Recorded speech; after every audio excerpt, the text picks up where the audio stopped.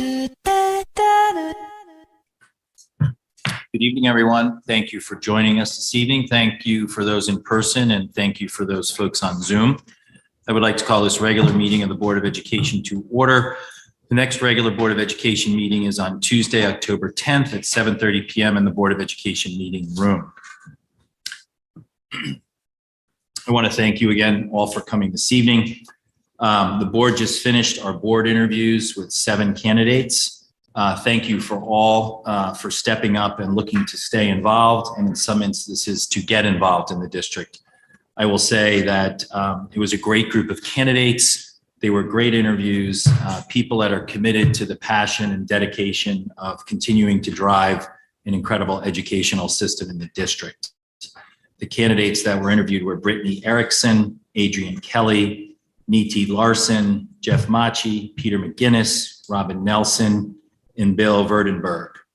As I've always said, this town is a leader in volunteerism, and we cannot do all the hard work on these boards without people stepping up with their time and knowledge that enable us to have a high-performing leading district in the state, usually #1, and in the top 150 nationally. This is all backed by a well-run town with a sound fiscal approach focused on investing in education and our facilities. In terms of the process around this, I've read at a previous meeting in the opening of the special session, Board Policy Series 9100, Legal Status of Board Policy 9160, Filling Vacancies on the Board, which outlines the responsibilities of the board. Also, over the course of the last week, there were communications with the newspaper, with the website at the district level, PTO, CDSP, and the Republican Town Committee. I want to thank them for all their help through this process and through the communication channels where we wanted to make sure we connected with the parents and the community. All this was reviewed and guidance given by our board attorney, who deemed this all to be a best practice and fully transparent. We accepted applications through Monday, spoke to each candidate and outlined the process, confirmed the interview schedule and next steps for the appointed candidate. All candidates were confirmed through Town Hall to be registered Republicans and residents of Darien. Registered Republicans to fill a seat that was a Republican seat. These applicants all decided to interview in executive session, which was their choice. And following the close of the special meeting, now that we're in a regularly scheduled meeting, we'll move to appoint a person to fill the current board vacancy. This person will then get sworn in at Town Hall over the course of the next few days and will be seated at the regular Board of Education meeting on Tuesday, October 10th at 7:30 p.m. This outlines the process and the hard work that the board has done in fulfilling its Board of Ed responsibilities per our policy and state statute. And again, I want to thank you for all the candidates. I think through the interviews, the one theme that I thought was fascinating was there was a generational component to the people that stepped up, and that they're here because their husband grew up here or their wife grew up here or their parents were here. So it was fun to hear that generational component of it. And then folks that just want to get involved. So we encourage them to continue to stay involved. We're always looking for good volunteers. And as I said, this town is driven by volunteers. So with that, I will move to appoint Robin Nelson to serve the term ending November 2024, vacated by Tara Worm. Do I have a second? Dennis. All those in favor of that appointment, raise their hand. That is Brown, Lublin, Maroney, McCammon, Deneen, Perrin, and Julie Best and Sini. That is unanimous with current board members. Thank you very much. Again, thank you everyone that participated in the interview process. It was enlightening. It actually was energized, I think, in terms of their people and their passion. Congratulations, Robin. She's been a diehard volunteer in her volunteer career here in Darien, and we welcome her to the board in short order. And I think she will become a very productive member of this very productive board. So thank you, and quick congratulations to Robin.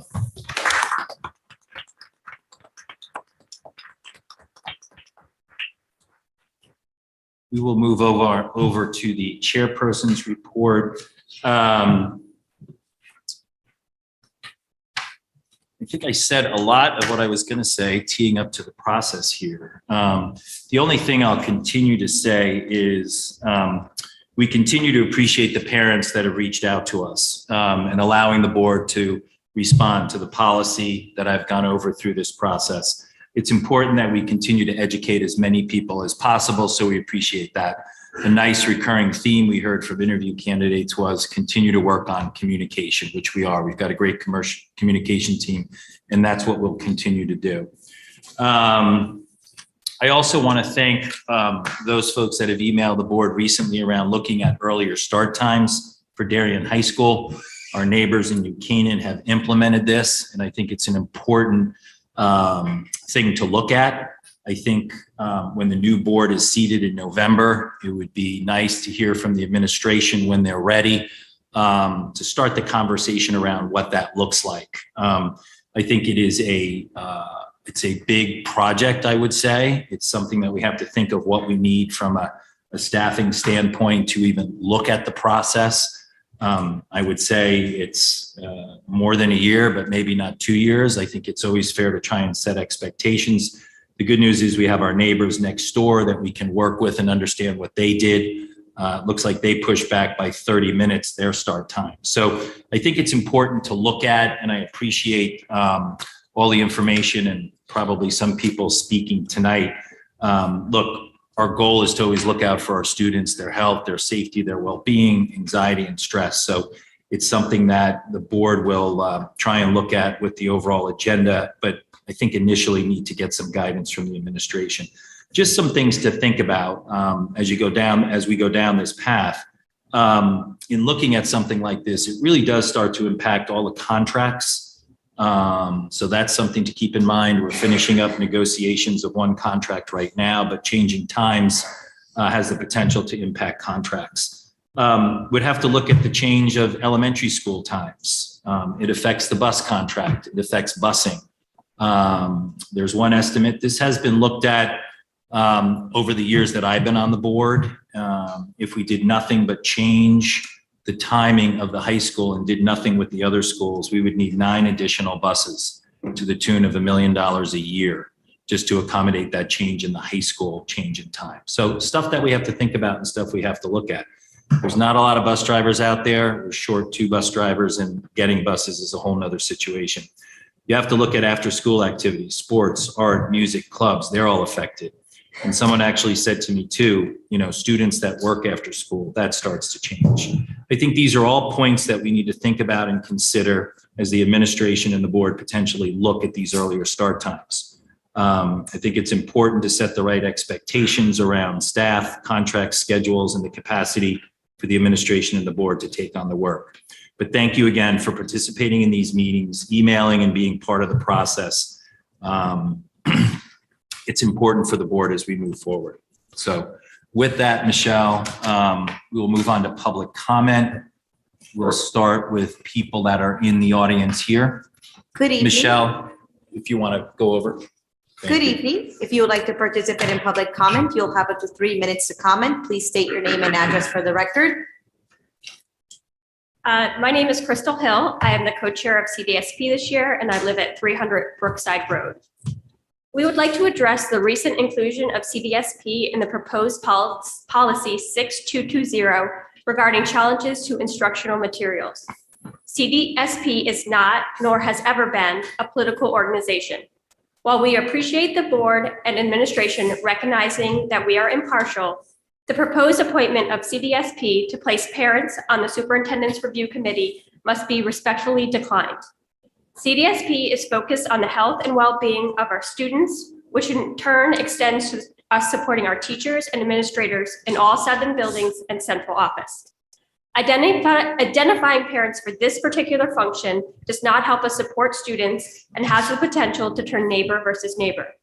We feel this responsibility would deter our organization from its stated purpose and objectives. Whether to place any parents on the review committee is a matter for the board to decide, but CDSP will not be involved in the committee or the decisions on who sits on the committee should parents be included.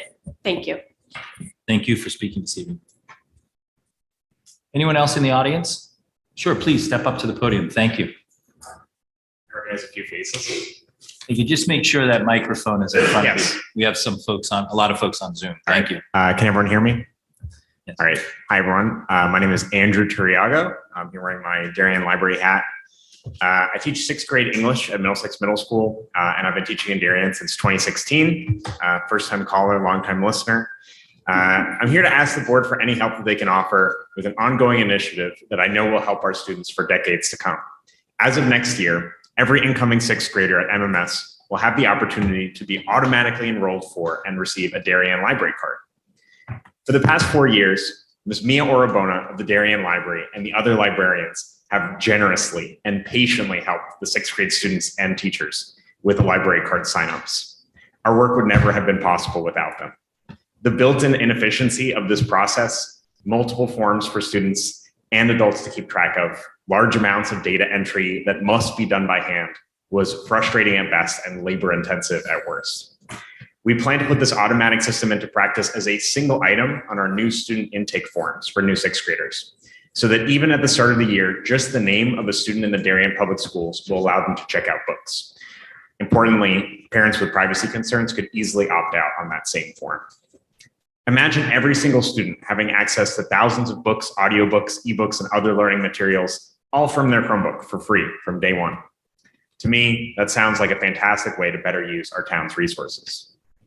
School districts like Boston, Chicago, and New York City have already switched to automatic enrollment in the last few years, and they found tremendous secondary benefits to that arrangement in places as far-flung as test scores, reading as a protective factor for kids against depression, and community building. Putting it into place here would ensure that the partnership between MMS and the Darien Library never, ever expires.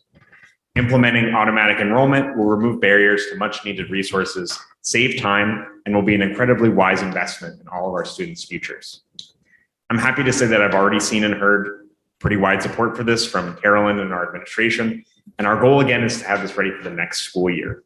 I want to thank the board for the help they've already offered in getting this rolling, and for the future administrative support. I know that any endeavor of this size needs to happen. Thank you. Thank you for speaking. Thank you for keeping the focus on reading. Mr. Terriago, do you have just a town that you're from for the minutes? Thank you. Thank you.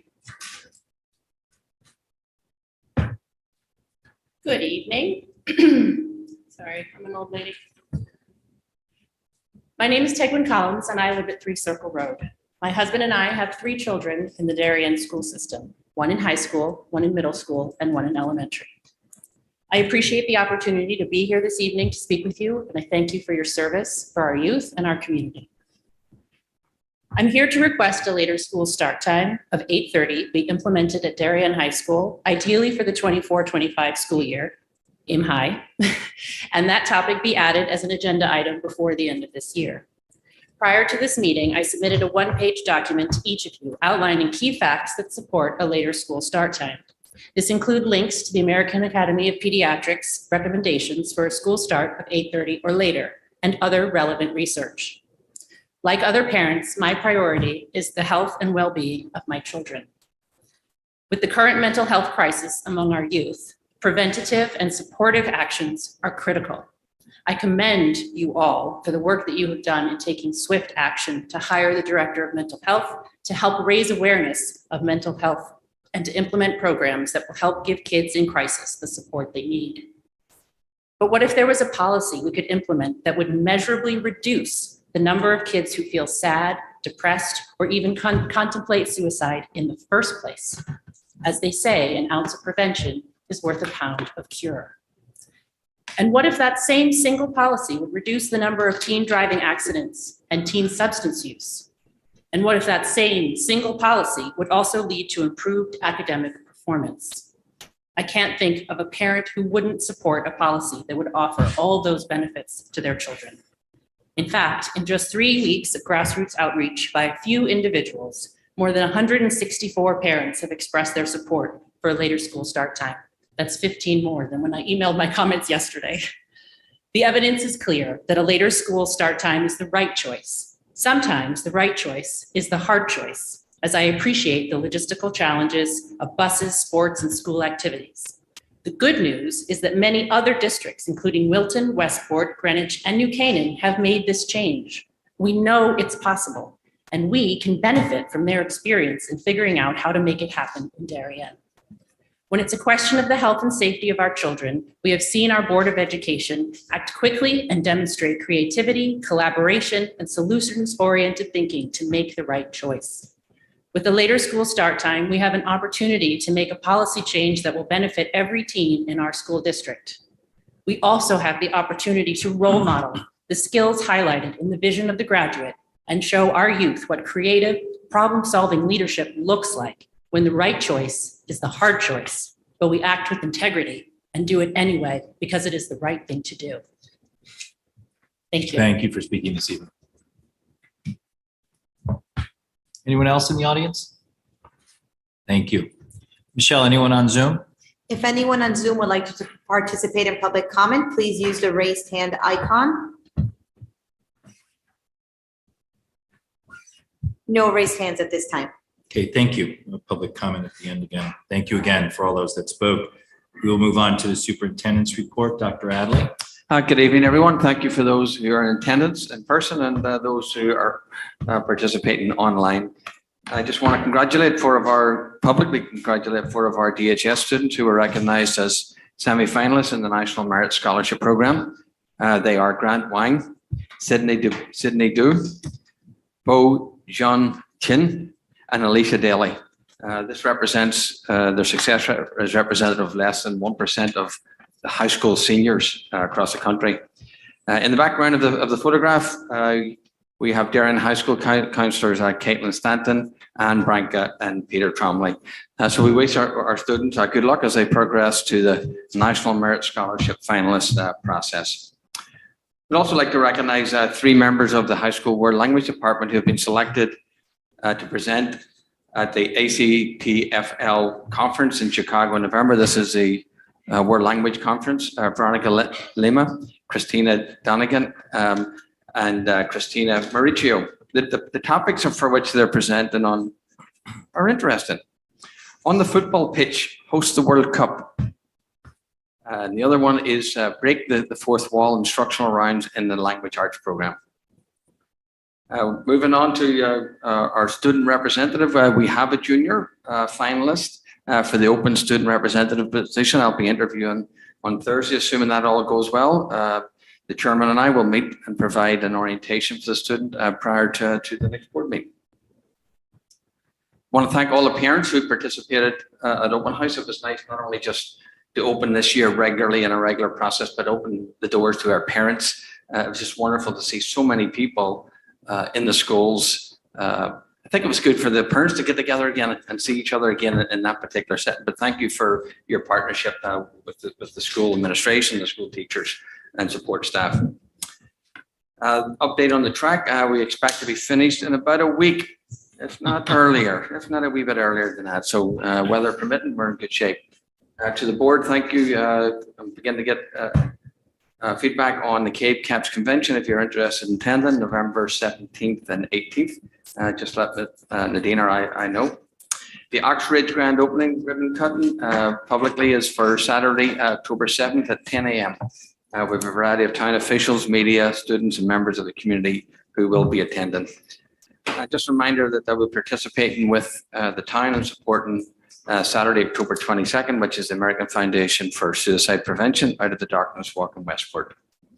And two more open houses this week.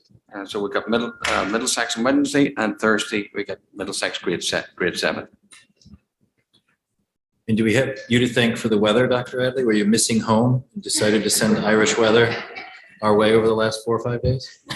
Well, my brother was here, so he must have brought it with him. So There you go. That's right. That's right. In terms of getting the track complete, those guys have worked 7 days a week to get that done. So all good. Thank you. We will move on to the student representative reports. Swaha, it's so good to see you as always. Good to see you think too. Maybe by the next meeting, you'll have a partner in crime there sitting Exciting. next to you. Good. So not much has changed at Darien High School since our last meeting, but we had our open house last Thursday, during which students in the National Honor Society had a chance to volunteer and show our parents around the school. And the Darien High School Club Fair is tomorrow during our lunch block. And this is just for students to kind of explore what different clubs are available to them and what they want to join.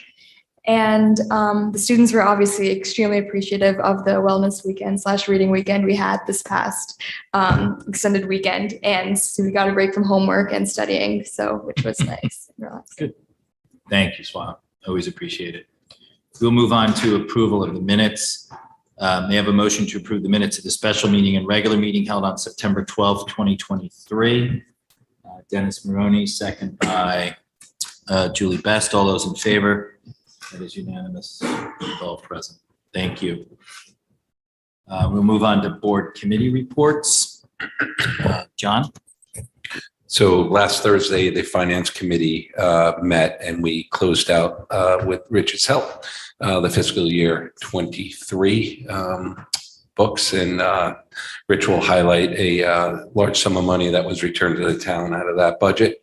And then we reviewed our September 2023 fiscal year. I'm sorry, our fiscal August 23 financial update for the fiscal year 24. Unfortunately, we're starting the year out with a bit of a deficit. Rich will also run us through, and then we have some recommended transfers that we need to take this evening. Good. Thank you, John. Any other board committee reports? Dave? The policy subcommittee met on Friday, September 15th, and later tonight you'll be hearing on the first reading of 3 policies from that meeting. Thank you, Dave. Good. All right. Thank you. We'll move on to presentations and discussions. We'll start out with a presentation on Thriving Youth Survey. Ms. Georgette Harrison from Thriving Youth. Thank you and welcome.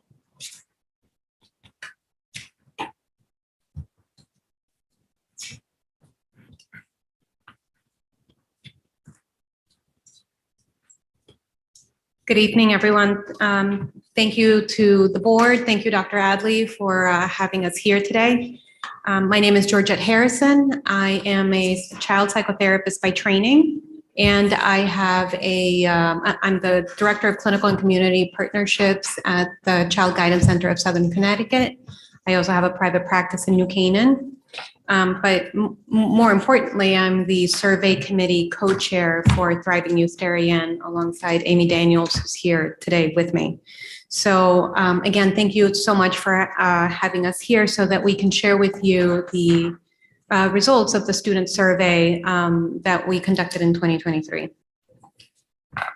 So for those of you who are not aware, just really briefly, I realized we have a full agenda today, so I'll keep it very brief. But Thriving Youth Darien is a volunteer coalition that convenes local community organizations to support and empower positive youth development with the ultimate goal of reducing substance use. It was founded in 2008, and this is now our 9th year of grant funding focused on substance use prevention and reduction.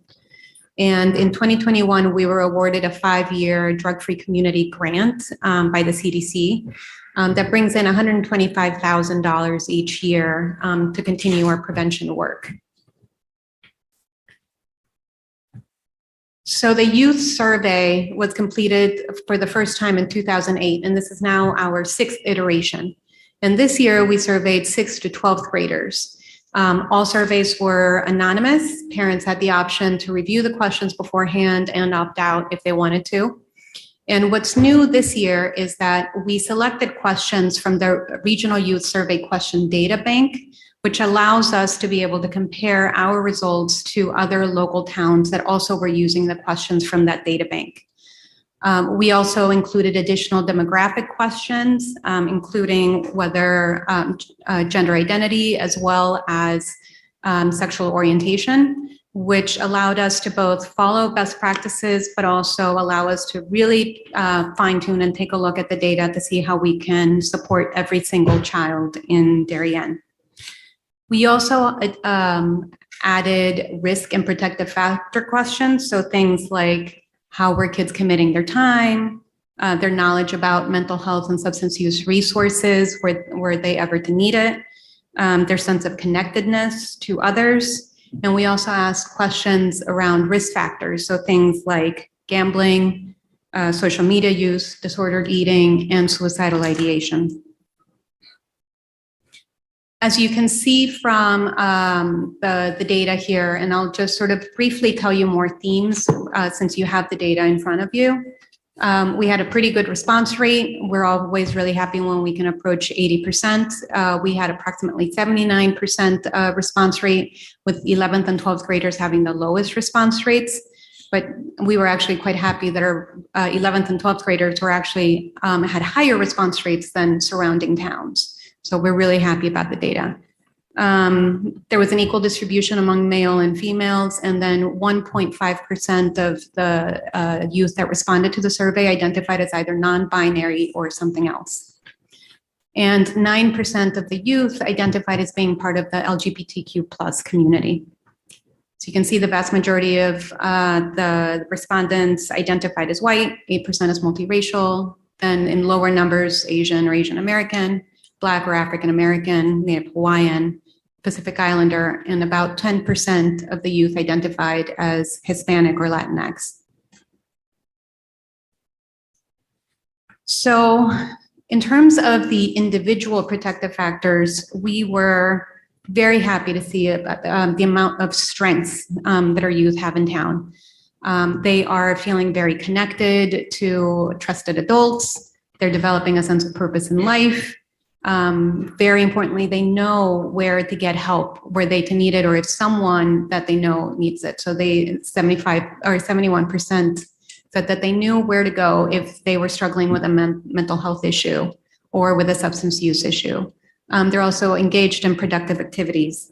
What we were really happy about in terms of the individual protective factors is that the 80% that are reporting having a connection to a trusted adult, that went up from 2 years ago, where 68% said that they had a connection to a trusted adult. So we were very, very happy about that. In terms of community protective factors, the vast majority of the youth that responded to the survey are feeling safe in the spaces where they move around. So things like they feel safe in the community, they feel safe at school. The vast majority of them reported high levels of love, support, and acceptance from their family, and that they felt like their peers in school cared about them.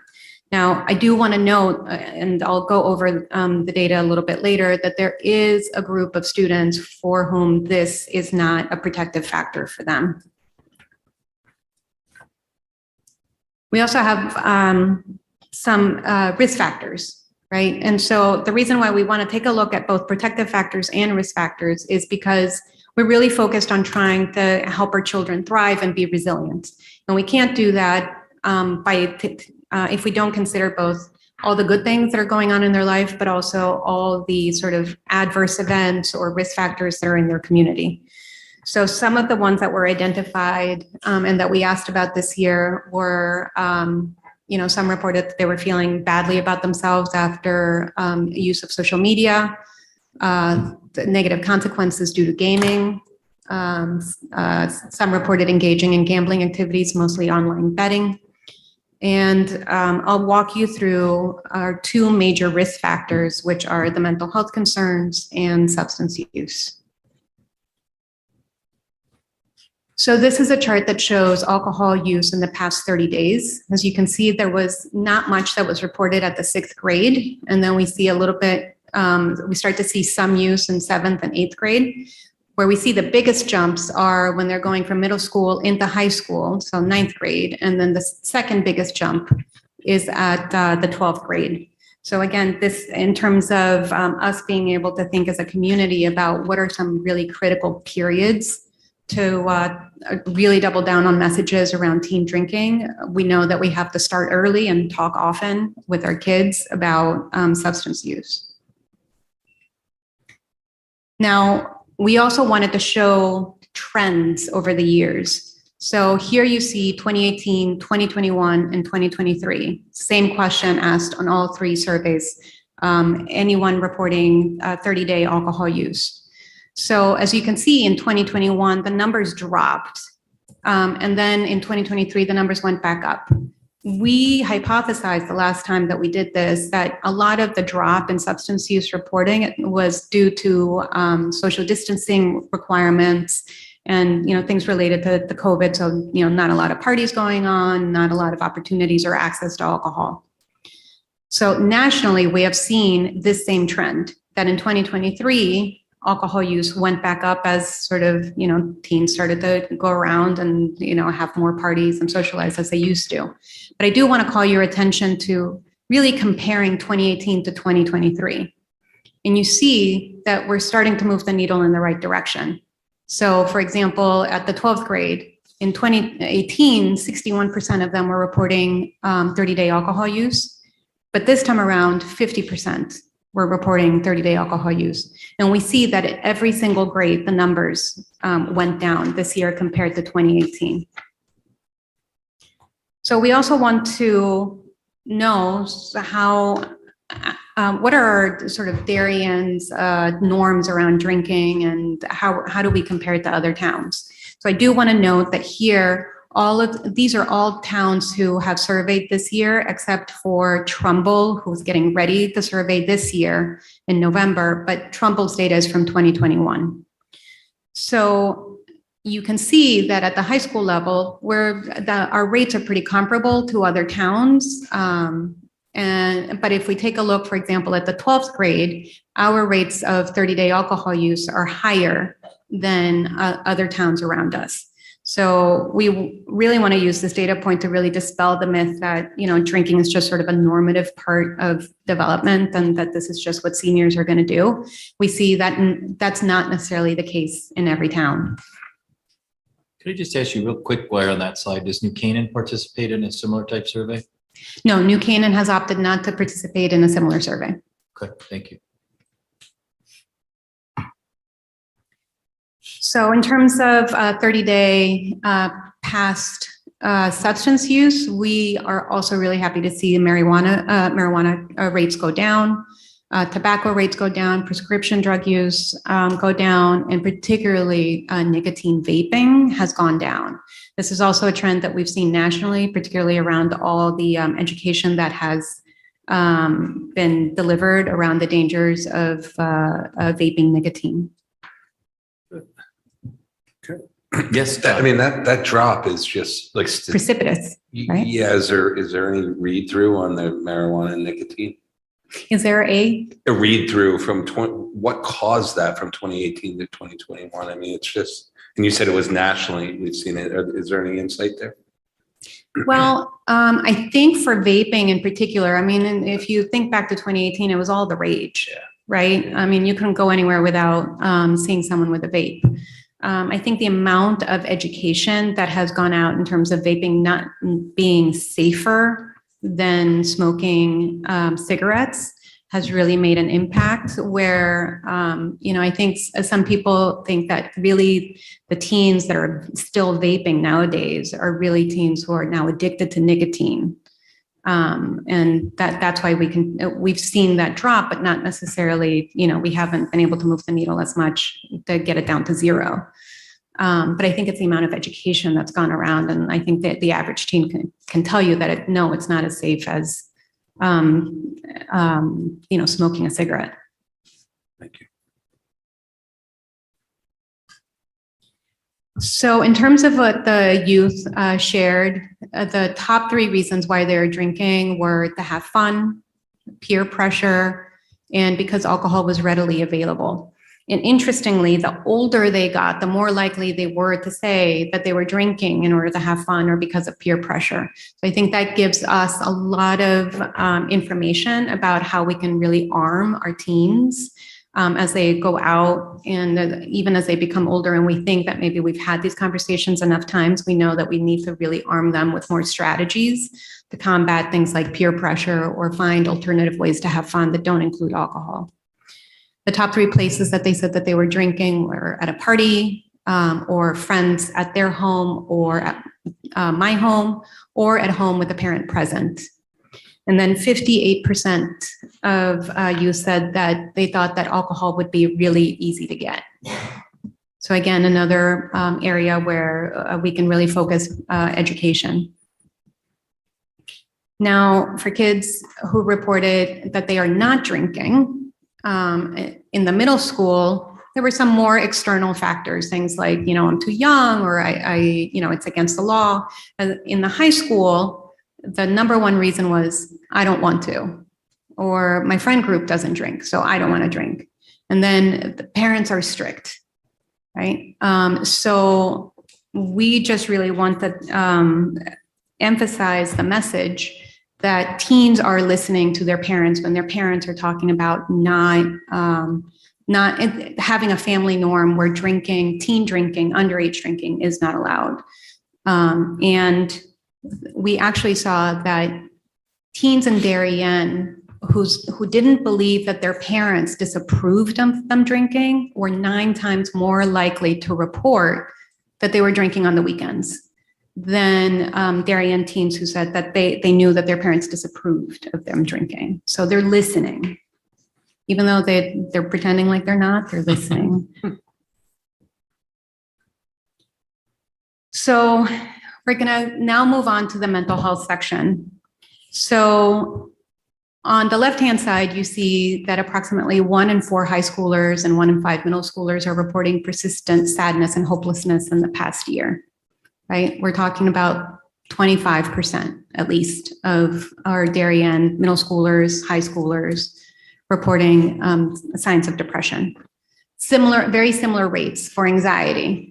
Where we see much higher rates of anxiety, though, is in the 11th grade. And I think we can sort of hypothesize that a lot of that has to do with college applications, feeling like there's a lot of decisions that are being made at that stage that can really impact the entire trajectory of their life. And so they're really feeling the pressure. Now, if we take a look, and we'll talk about the gender differences that we saw, but we also saw that teens who identified as non-binary or who chose something else or not sure options were also significantly more likely to report signs of depression.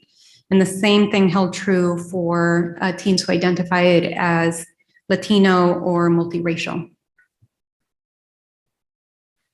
So these are the self-reported depression rates in our region. As you can see in Darien, we're at around 21%. And we're pretty comparable in terms of Greenwich, Norwalk, and Stratford. Fairfield, again, has slightly higher numbers. And then Trumbull, again, we would interpret that data with caution because that's from 2021. Compared to the Youth Risk Behavior Survey, which is a national survey that's administered to high schoolers. The last time it's been administered in 2023, but the data hasn't come out yet. The data that has come out is the data from 2021. We've all heard about the child mental health crisis. We knew that there was a mental health crisis before the pandemic, but it's really come to the forefront now. In 2021, the YRBS survey showed that 42% of kids nationally were reporting signs of depression. In Connecticut, that rate was 36%. And here in Darien, it's 21%. Just like the last time that we administered the survey, we saw some gender differences. Males reported lower levels of sadness, anxiety pretty much across all grades, higher levels of self-image. They also reported more consequences of gaming, so not getting enough sleep, not completing homework, opting not to socialize with peers, or hearing things that were not age appropriate while they were gaming. They were also more likely to report bullying someone. Youth who identified as female also reported higher rates of sadness, anxiety, and loneliness across all grades, particularly in 10th to 12th grade. They also reported higher rates of restricted eating, self-harm, and suicidal ideation. Higher levels of stress, and also both positive and negative impact of social media use. On the one hand, they feel more connected to their peers. On the other hand, they feel worse about themselves due to social media use. But they also report more commitments in the community. So that was an area of strength. So remember how earlier I said, we have as a community a lot of really strong community protective factors. For teens who identify as being part of the LGBTQ community, they're reporting much more risk factors. And on the left-hand side, you'll see these same data points, but for non-LGBTQ youth. And so you can see the difference. So for example, non-LGBTQ students reported that only 14% of them reported being bullied versus 34% of LGBTQ teens reported being bullied. 86% of non-LGBTQ teens reported feeling valued and appreciated versus only 57% of our LGBTQ teens. So I think that as a town, we can really think about how do we support every single teen in town. We also this year asked about suicide and suicidal ideation plan intent. About 21% of the student surveys said that they reported feeling so sad or hopeless almost every day that they stopped doing their usual activities. Again, sort of that's the hallmark as a clinician, that's a hallmark for depression. Same thing with anxiety. 24% reported that they felt so anxious almost every day for 2 weeks or more that they stopped doing their usual activities. So at this point, we're starting to see impairment in the things that they're supposed to be doing. 163 respondents reported that they seriously considered suicide during that time period.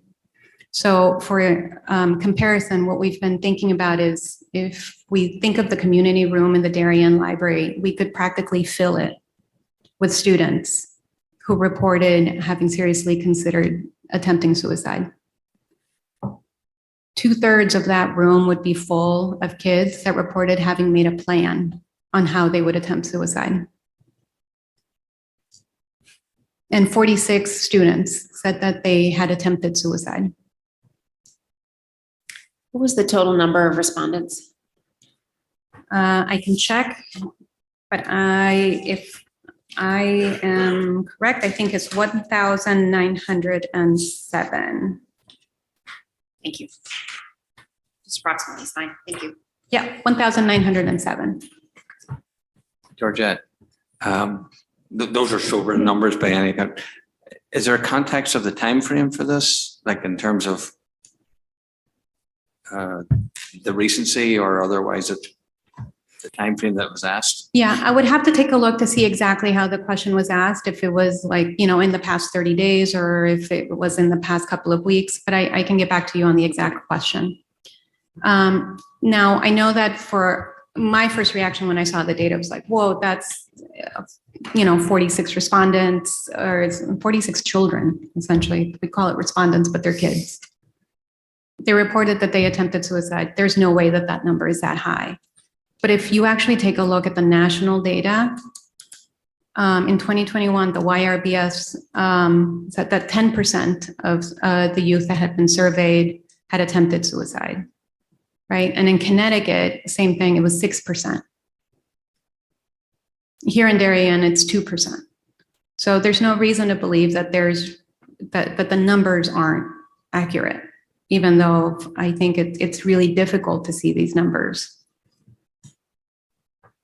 So that's definitely something that as a community, I think we can all sort of pull together and really think about what do we do to help support every single teen in town? And then also, how do we as a community sort of get together to support the school to do what they do best, which is to nurture scholars, right? But that this isn't something that can only be done at home or only be done at the school level or only be done at the community. This is really about us as a community coming together.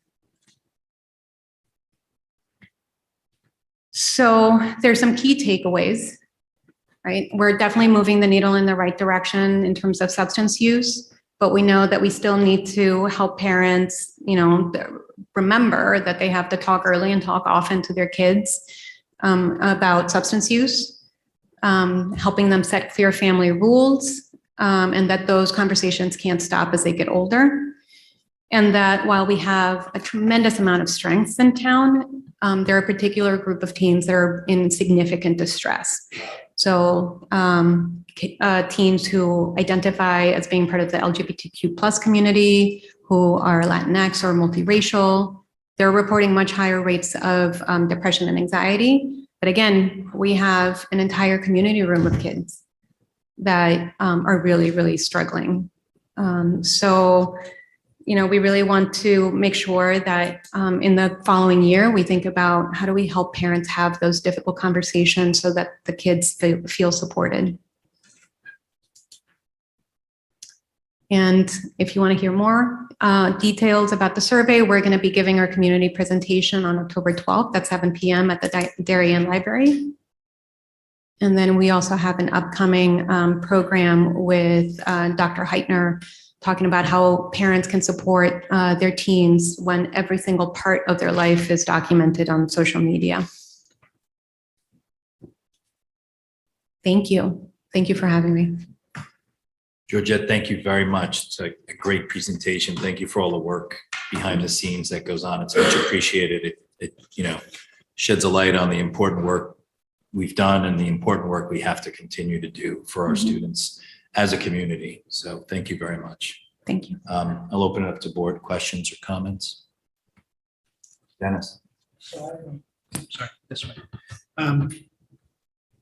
Very, very sobering, no pun intended, of discussion. But so I have a couple questions, but the one I think I'm most concerned about is the depression, suicide. You had 6 to 12. Is that equally distributed amongst that age group, or is it higher in high school, lower in middle school, or how do we determine that? We know that the depression rates are pretty equivalent across the grades. So it's 1 in 4 high schoolers, 1 in 4 middle schoolers, 1 in 5 high schoolers are showing signs of depression. In terms of being able to break it down by like suicide ideation and attempts, we can take a look at the data and get back to you on that. And follow-up question with that, are we seeing differences between male, female, non-binary, LGBTQ as well? Is Yes. that different ratios, or are they equal across all different groups? Yeah. So LGBTQ plus teens are much more likely to report depression, suicidal ideation, and intent and plan. But that is also the national norm. We Understood. know that they have much more risk factors that they report. And so we have to be really intentional about how it is that we are supporting them. One last question on the depression. Do we have depression rates from, you had the alcohol rates, if that's the right term, from 2018 and 2021. Do we have the same for depression? Yes and no. We asked about depression in prior years, but it was asked in a slightly different way just because we were using a different survey. And so in a way, we're not quite comparing apples to apples. And the way that the data analysis had been done in prior years, it had been done so that there were like clusters of kids that, who are the ones that are experiencing both sadness and anxiety, who are the ones that are just experiencing one or the other, and to what levels. Whereas here we're taking more at like sort of correlations. So we can't quite compare, but we're happy that now that we're using this particular data bank, we'll be able to follow. We have not asked suicide questions, whether ideation, intent, or plan in prior years, so we don't have prior data for that. Sure.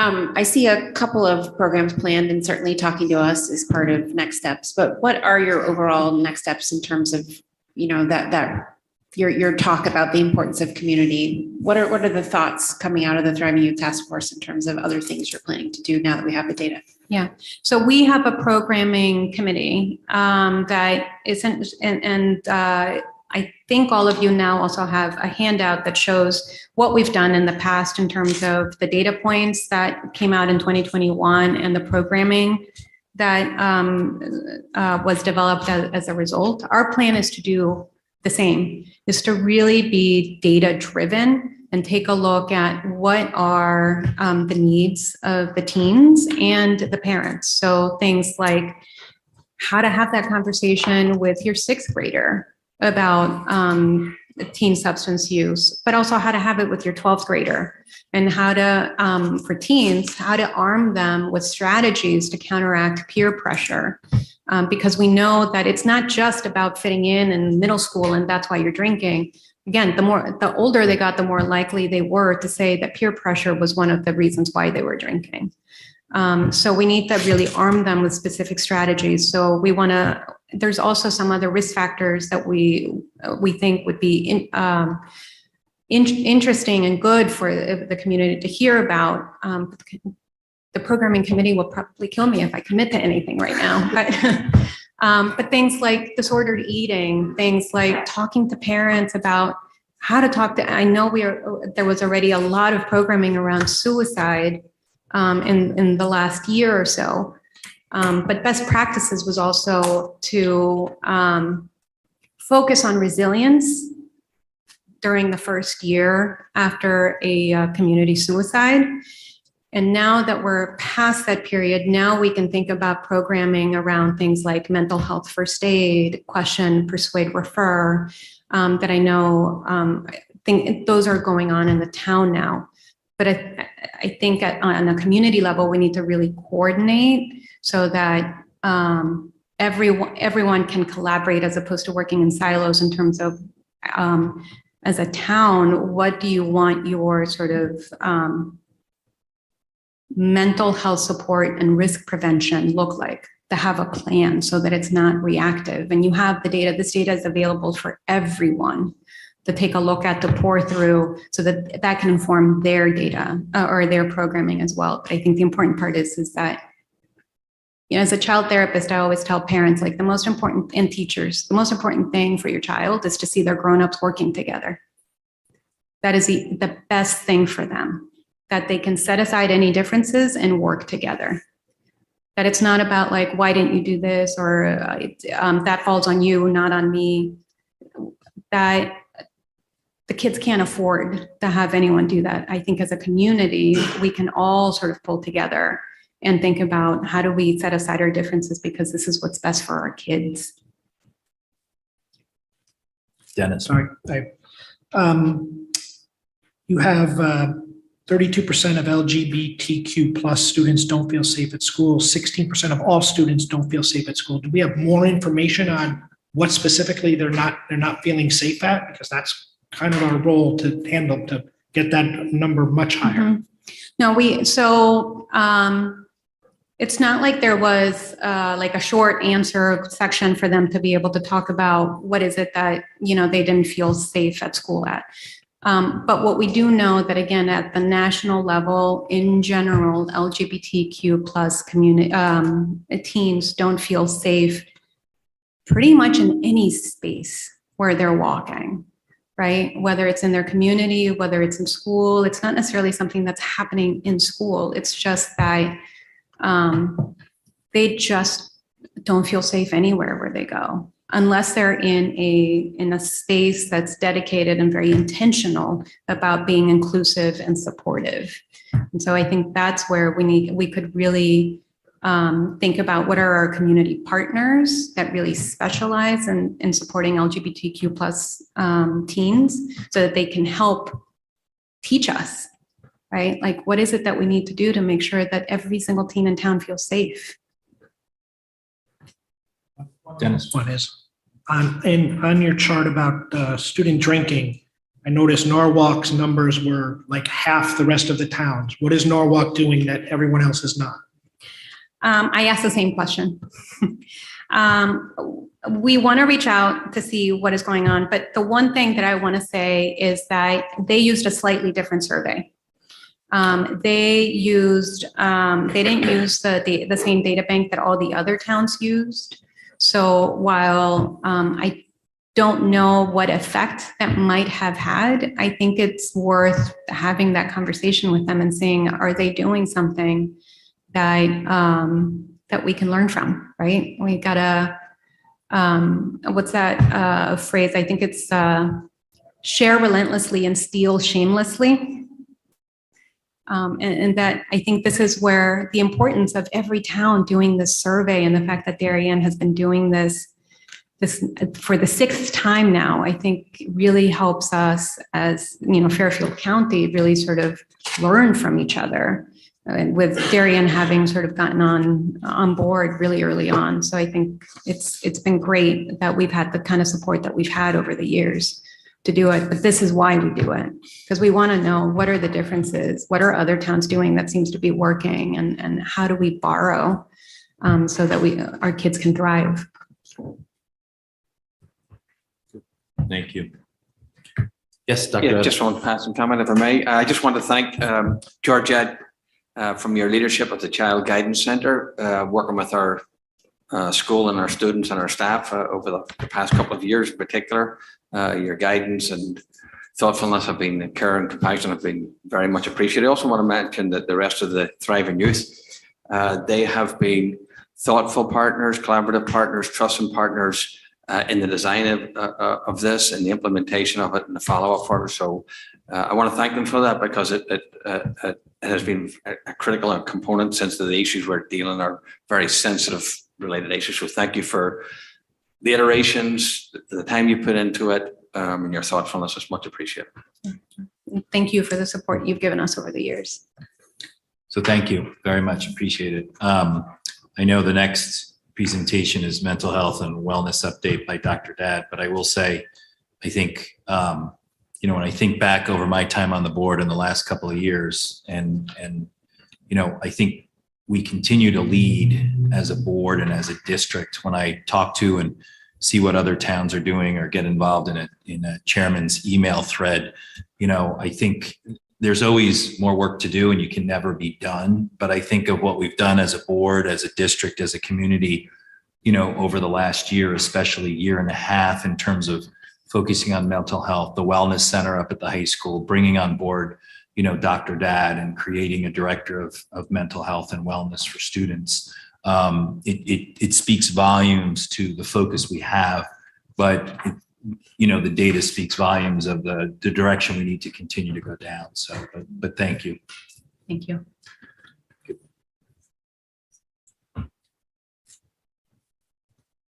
Not to put you on the spot, Dr. Dad, but mental health and wellness update, Dr. Alicia Dad. Thank you for being here this evening.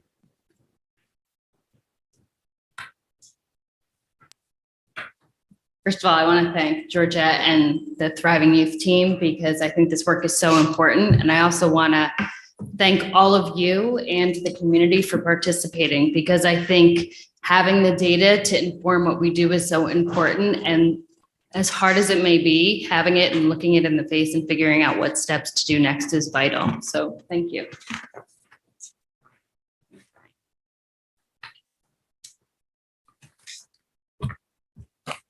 So I just wanted to give a little bit of context. I know last time we met, we were talking about our kind of core values and how I was going to kind of really look at how we can put wellness and student wellness at the top of our kind of agenda, and along with it, all the core values that support wellness. When we think about things like diversity and inclusion and collaboration, respect and civility, all of those things tie into physical, social, emotional, mental wellness, and academic wellness. So I think everything that we have put forth in terms of our mental health mission really aligns with some of the needs that even Georgia just identified. So we have a lot of work to do, and I think we've done a lot of work. So just to go back to where we were at the end of last year, the first time I spoke to this group, I was here for 25 working days, and the focus was on listening and learning, kind of getting a sense of what the culture and climate were for students, staff, and families. I then came back at the end of June. I was 69 working days into my 60-day plan, and the focus was also about aligning with the mission and the values and the goals of the district. Today, actually not including summer and weekends, it is my 98th day here. So I just went past the engaging and implementing, which I think is a continuing goal. So along with that engaging and implementing is really looking at what resources we have, where there might be gaps, and how we can continue to even do better for our students and our families. So this year I want to continue to focus on the professional development, internal trainings, external resources, really looking at recruitment and retention of really high caliber, well-trained mental health staff and support staff. Student well-being, we want to create a comprehensive multi-tiered system of support for the social, emotional, and behavioral needs of students. I think what we really heard was the other side of the fulcrum for risk is also building resilience. So there's this, if you have some risk, the more you can build some skills around resilience, then that helps offset some of those risks. So what can we do for every student in the district at that universal level?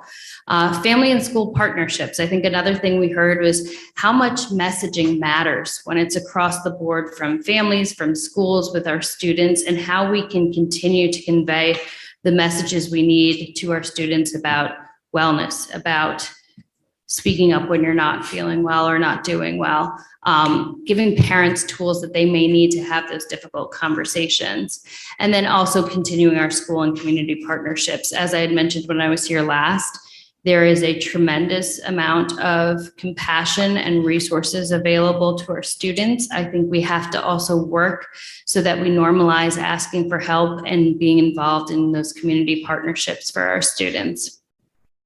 Another thing that was really important was also looking at, because we know the mental health epidemic that's hitting our youth transcends across what town we live in, is really the collaboration across the county with other schools, maybe even in New York, and really looking at what are some models that we can really innovate in and be leaders in, so that county and statewide collaboration was another area of focus. So now that we're past the 90 days, I'm still working on those things, and I want to talk about it a little bit more in the frame of our multi-year strategic plan.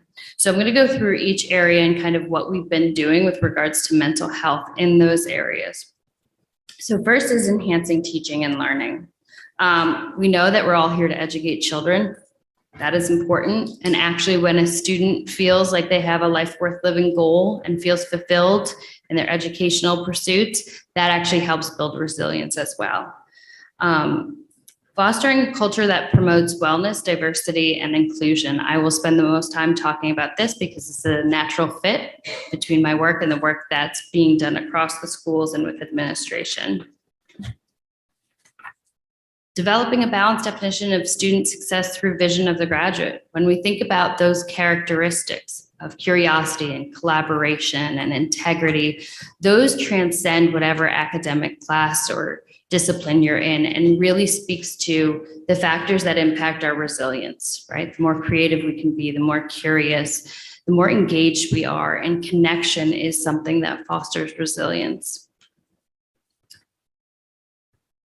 And then expanding professional capacity. I'll talk a little bit more about some of the things that we're doing to not only recruit mental health support and staff, but also maintain and support our current staff, because one of the things that we know that is a protective factor is that relationship with someone. There's a significant decrease in suicidal ideation and thought when individuals feel connected. It's so important. And they spend the majority of their day in the school system. And then developing and enhancing systems to promote efficiency, coherence, and communication. Improving school facilities. I'll talk a little bit about safety. And then finally, improving technology to support teaching and learning. I'll talk a little bit less about this. We have a new member with Tim on board to really look at technology, and I'm hoping to work with him. I know he just started September 14th. So in terms of enhancing teaching and learning, some of the things that we've done, I heard a lot about like coping strategies. How do we help teach kids? Where's the mechanism where we can teach students some coping skills? So over the summer, I worked with the advisory team at the high school to create lessons such as the contrast between the joy of missing out and the fear of missing out. We heard that that social media can both be a positive and it can also cause some negative emotions. So just some psychoeducation on what that feels like to balance and notice. When I'm on social media, am I leaving feeling better, or am I noticing a decrease in my mood and increasing their awareness around that? Effective communication and reducing negative self-talk and judgments. I had the opportunity to present a mini lesson of this with our girls volleyball team, which I know we had talked a lot about athletes and kind of that resilience and noticing when we start to negatively judge ourselves, because those are the things that when they're consistent lead to things like anxiety and depression and lack of self-efficacy. Also been providing some consultation to educators on strategies to increase learning readiness, right? If we know that our students are struggling with anxious thoughts and feeling unsuccessful, it is very difficult to maintain focus to learn. There has to be a readiness to learn by noticing where you are and bringing yourself back to the academic task.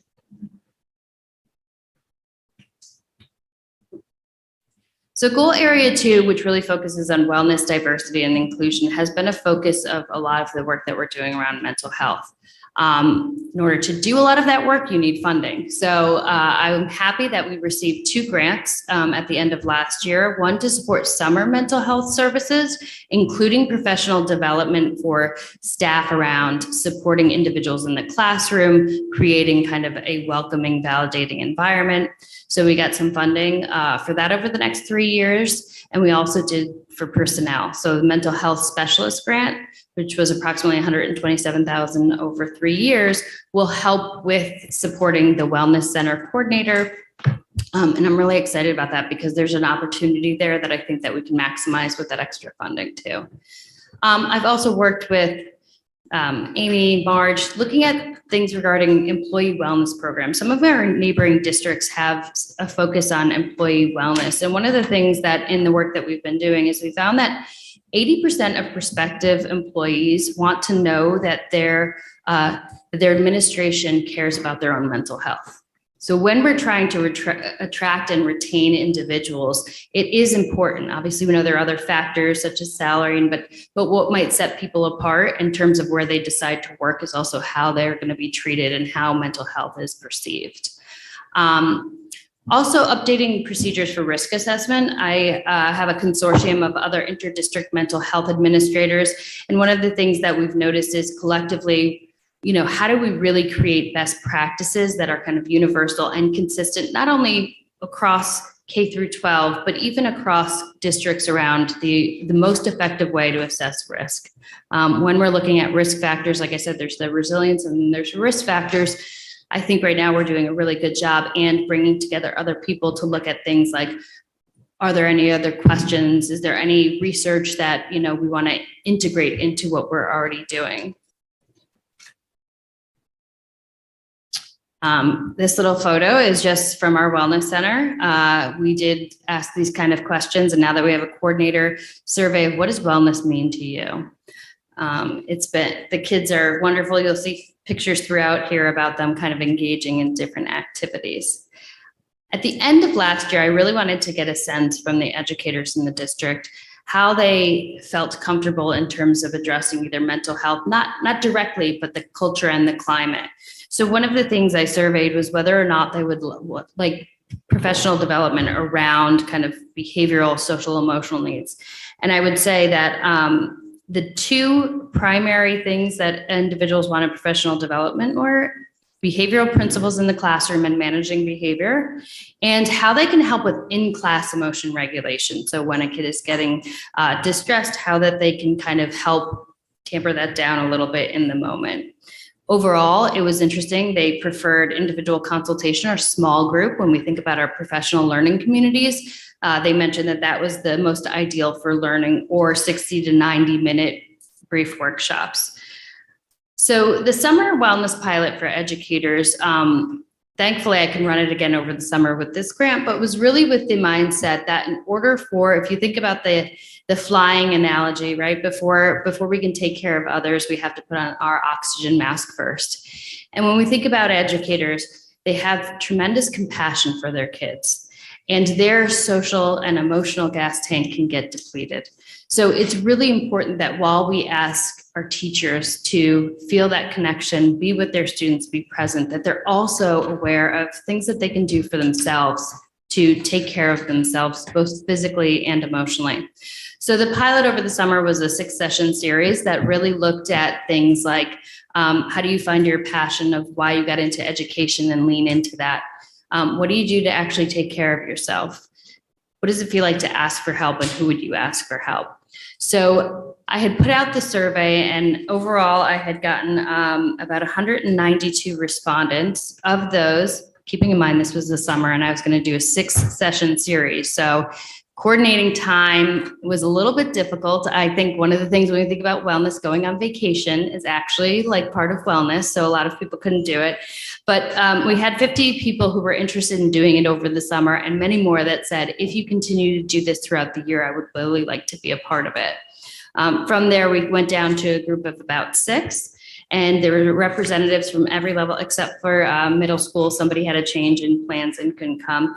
And what we noticed, I did some pre and post assessment, was that scores went down specifically in depersonalization. So when we think about depersonalization, it's when you get further away from the goals and values that brought you into your profession. When you feel defeated or having difficulty kind of motivating to do the work. So even in that 6-week session, they felt more committed to the work, more invigorated. So I thought that was a good sign, even with a small group. I know a group of 6 is not statistically significant, and I thought it was helpful.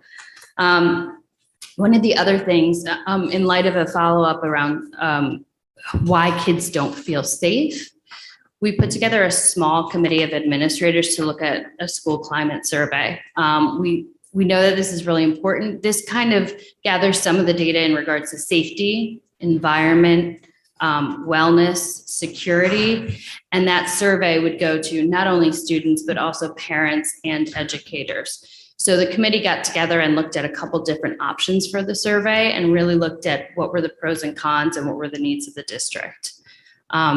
There'll be more information forthcoming on that. So we also are, the DESA, which is a universal screening for students K through 8, really is a strength-focused survey where teachers will, again this year, look at what are some of the strengths in the social awareness and the behavioral regulation that our students show.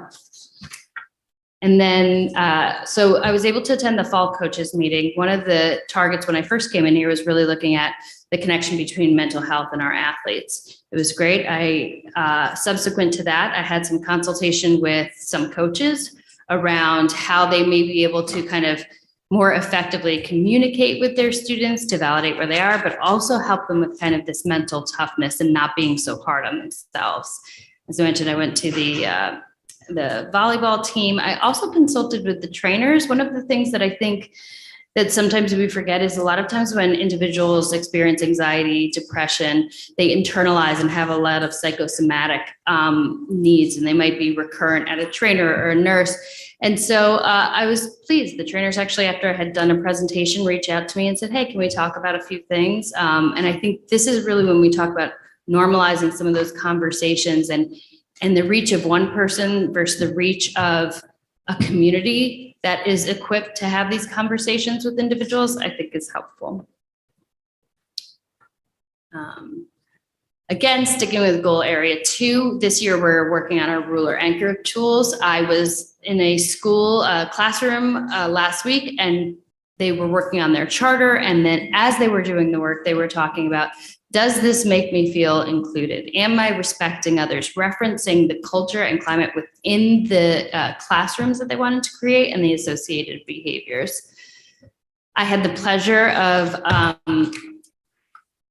moderating a wonderful conversation with some of our graduates. If anyone was at the high school extracurricular participation meetings, there was 4 wonderful graduates that Ellen Dunn had a wonderful connection with, and they talked about what life is like once they leave Darien High School.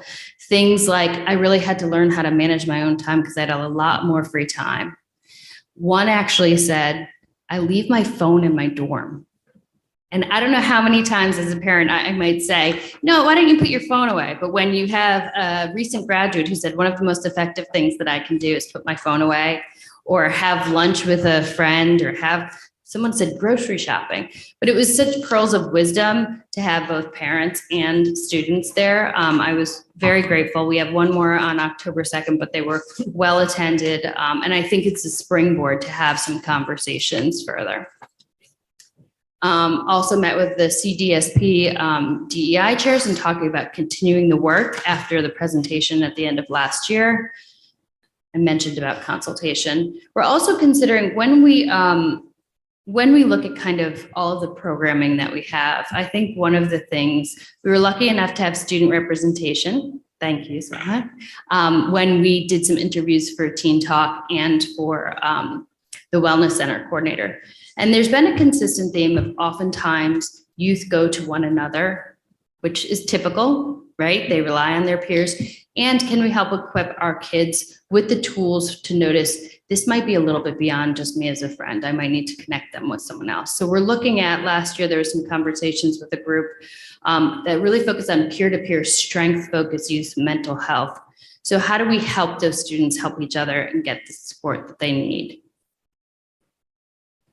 This is a little bit of an aside, but I know that I am coming back to you later in the year with recommendations around Teen Talk and Wellness Center. So it's still connected to goal area 2, obviously Wellness Center and Teen Talk. I'm happy to announce that we have our Teen Talk counselor, Ashley Lopez. She started at the beginning of the year. She's been meeting with students, integrating in with the counseling department, really making herself visible through the Wellness Center. She's attended additional trainings and supports that we might offer. And then this week later on, Ms. Dunn, myself, and then some other Director of Guidance, Kathy, are going to meet with Kids in Crisis to discuss how the beginning of the year and the launch has been. The question that was raised last year was also, does this make sense for Middlesex? Is this something that we might need? So in the first week of October, a team of administrators, including psychologist, counselor, are also meeting with Kids in Crisis to hear a little bit more about what the program would look like at the middle school level. Wellness Center, it's been fantastic. We had an amazing group of candidates that we interviewed, really well qualified. And we're really happy. We had Judy Phillips join us, and she's really been able to increase the access to the Wellness Center by keeping it open all day. We're averaging about 150 students that visit per day. And what we see is there continues to be a flux in the lunch hours, but there's equally on either side, there's students coming in the beginning of the day, the end of the day, that last year without having her there, they would not be there. So I think already we've seen that it really has increased exposure. She's also pushed into health classes and will continue to do so, to just talk about some of the offerings at the health center. It's 3 weeks in, so she's still navigating kind of how to set it up, if there's anything else we might need, setting expectations, but overall, we've had an increase in the number of visits and students connecting.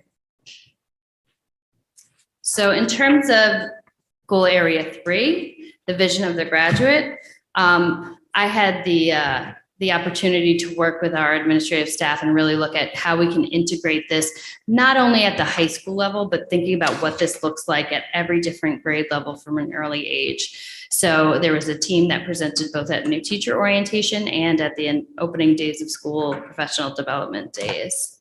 And then I have scheduled ongoing departmental consultations with smaller groups to talk about what this might actually look like when you're teaching a high school history lesson. How do you integrate that? Or English. Goal 4, expanding professional capacity of staff.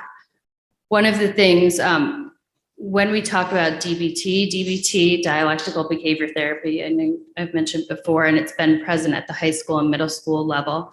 I want to keep in mind that we use it as a proactive and preventative set of skills to teach kids, because we know resilience really lies in the ability of someone to cope. And at the same time, it is the most well-researched, evidence-based treatment for anybody who has any suicidal ideation or thoughts. So it can be done both in a proactive way, and when we think about some of the difficult information we just heard, I think it again points to we're very active in that kind of addressing those needs. So this, in October and November, all of our new staff and anyone who wants to, including administrators, will have 4 days of DBT training.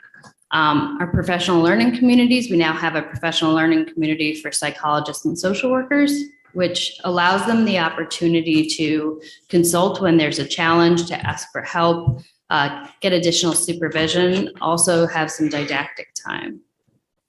I was able to present at the administrators retreat We did some mindfulness activities. I won't do any here, maybe at a later date, but a mindfulness activity, really just kind of noticing where our own emotions are when we're about to participate fully in an activity.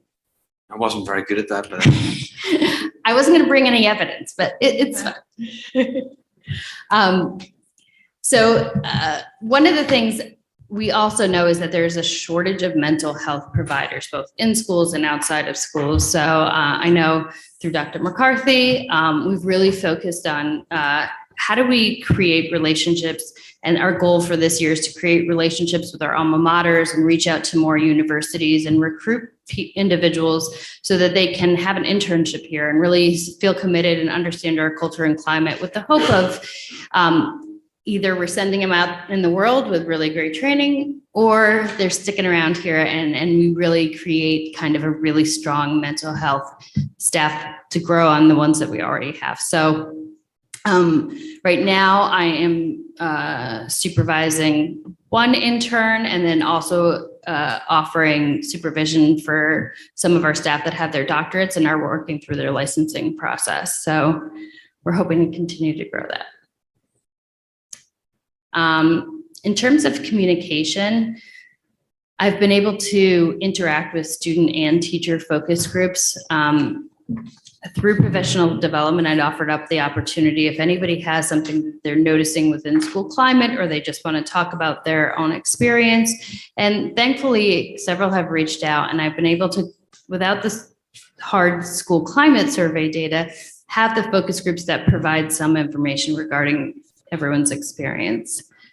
I'm going to skip over. So parenting workshop series, I mentioned this at the end of last year, beginning at the end of October and beginning of November, I'm doing a series of kind of parenting in the 21st century toolkit. The first one is really about how do you have difficult conversations with your students, and it will be offered at the elementary, middle, and high school level. So when we talk about the need to ask your kids difficult situations, asking them if they're struggling, and the wording and what you can do, it's a set of 4. That's the first one. It's also about managing your own emotions as a parent, because we know emotions that others give, we absorb, and vice versa. Continued collaboration with the organizations, including Thriving Youth, the Mental Health Task Force, and really creating kind of that coherence of services. And then expanding our mental health resources, including website.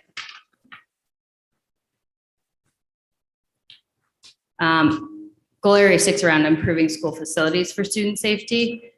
So I'm working in conjunction with Leon to really look at our threat assessment protocol, and also helping with this with participation in anonymous alerts, which really allows any individual who might feel unsafe or has information that might help keep the school safe. It's an anonymous way to report that to administration. And then the school climate survey asks very specific questions about safety and environment. So continued work.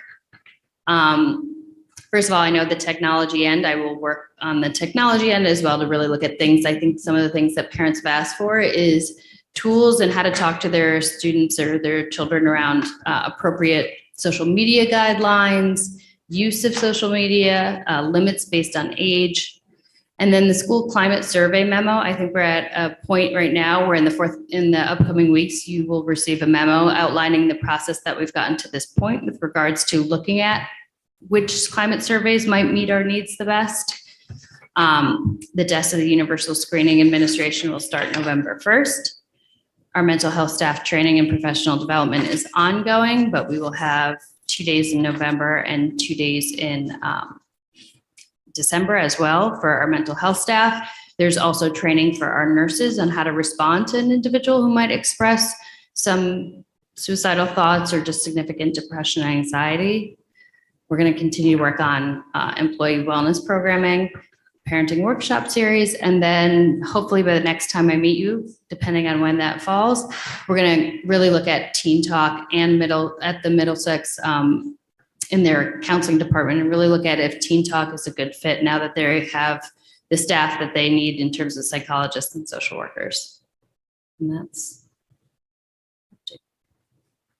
All set. all set. Yes. Thank you, Dr. Datt. Thank you. A lot of information, a lot going on. Thank you very much. Yeah. Not to put Ms. Dunn on the spot. Anything you wanted to add? You're up in the high school. You're living and breathing it every day with our students. Anything you wanted to add about the Wellness Center and some of the stuff to the start of the new year? Would you mind, Alan? Thank you so much. Appreciate it. And thank you for coming and staying tonight. It's a school night. My pleasure. I can't say enough about Alicia. I guess it's the best thing for me to say in terms of partnering with us as we've moved through some very difficult times. And I think our students have, as Swa has here, have responded and care for one another very deeply. And I think that as a school community, we heard, as you heard before, some very concerning information about our young people. And so it's a healthy conversation, though. It's difficult as it is. When we first looked at the data from the Thriving Youth survey, the breath comes out of you a little bit. And so we, continue to partner with Alicia and with our community members. And we're so grateful at the school for the concern of so many of our organizations in town to support our students. So we appreciate Alicia especially. And we're trying to continue to reinforce with our students what's most important, and they have a lot of concerns and they have a lot of heavy weight thinking about their futures and all of those things. And so continuing to remind them how much we care for them and how much the community loves them is probably the most important work we're doing. So, thank you. Thank you, Alan. Really appreciate that. Thank you very much. I'll open up to board questions or thoughts. Katie. Thank you, Dr. Gadd. That was incredible. The level of detail and the amount of work that you've done in such a short time is really amazing, from meeting with specific sports teams to supervising interns so that we can grow our capacity.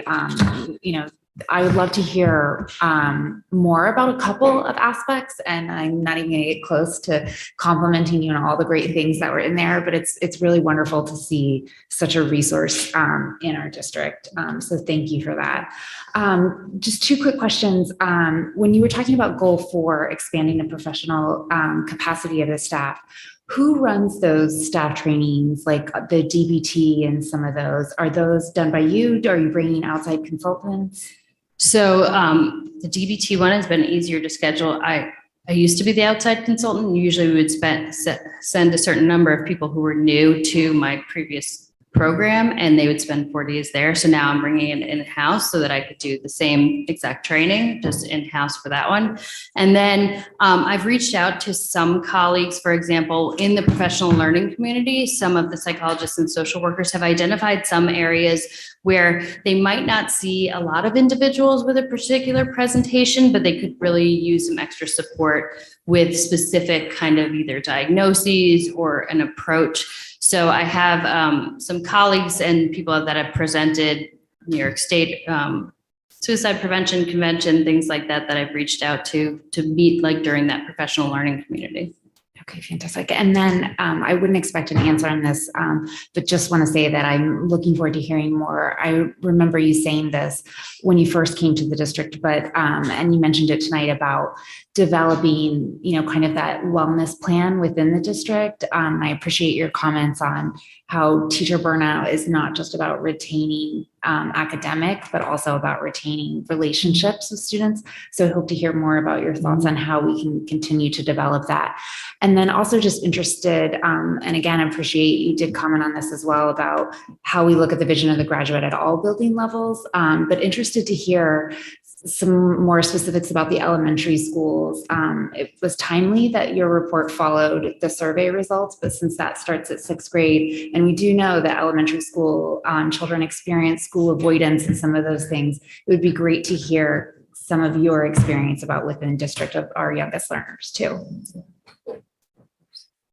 I will say, I think some of the things, the thing that I do like about Ruler is it sets the stage for kids to start finding the language to express how they're feeling. And even having a culture within the classroom that it's okay to talk about how you're feeling and how that might impact your urges and your actions. And then that goes with them up until middle school. I think typically what we see in schools is the most visible need tends to be the high school. And then things kind of trickle down. I think the fact that they have Ruler also helps that by the time they get to high school, they already have the framework and the language to discuss how they're feeling, and it becomes normalized, which is the goal, because even though kids know that they might have someone to talk to, we have to normalize having those conversations across community, home, and school. Dennis? So the school climate survey, is that just for DHS, or will that be for Middlesex as well? Because the middle school students are experiencing anxiety and unsafe condition or feeling unsafe. And would that be both schools or just high school? It actually is K through 12. Awesome. Third grade is when they start with the self-report, and it's more around school safety and climate. It's a short survey, but it really starts even earlier. So I think, and the fact that there's input from parents, from students, from staff, you get a little bit more. When we're hearing this data, I think there's a lot of questions of why, where, what can we do? So I think that will help give us even additional information about where we can kind of target. And we'll have the ability to drill down and see if it's a male, female, LG, different groups and so on and so forth. It's still not identified to the individual, but we can add demographic data. Thank you. Thank you. John? I want to go back to the last comment before Denny's question, and you said, it's okay for our youngest learners to talk about their feelings. Some of the pushback or anecdotal comments I've heard from elementary school parents is sometimes the kids don't want to share their feelings and you don't feel it's an appropriate time to tell people how they truly feel. So maybe if you could help educate us, the community, and a couple sound bites, of course, what your reaction to that sort of concern is from parents. Yeah. And using the mood meter as well. I mean, that's come up in a number of conversations with elementary school parents. Yeah, I just had a Could conversation. I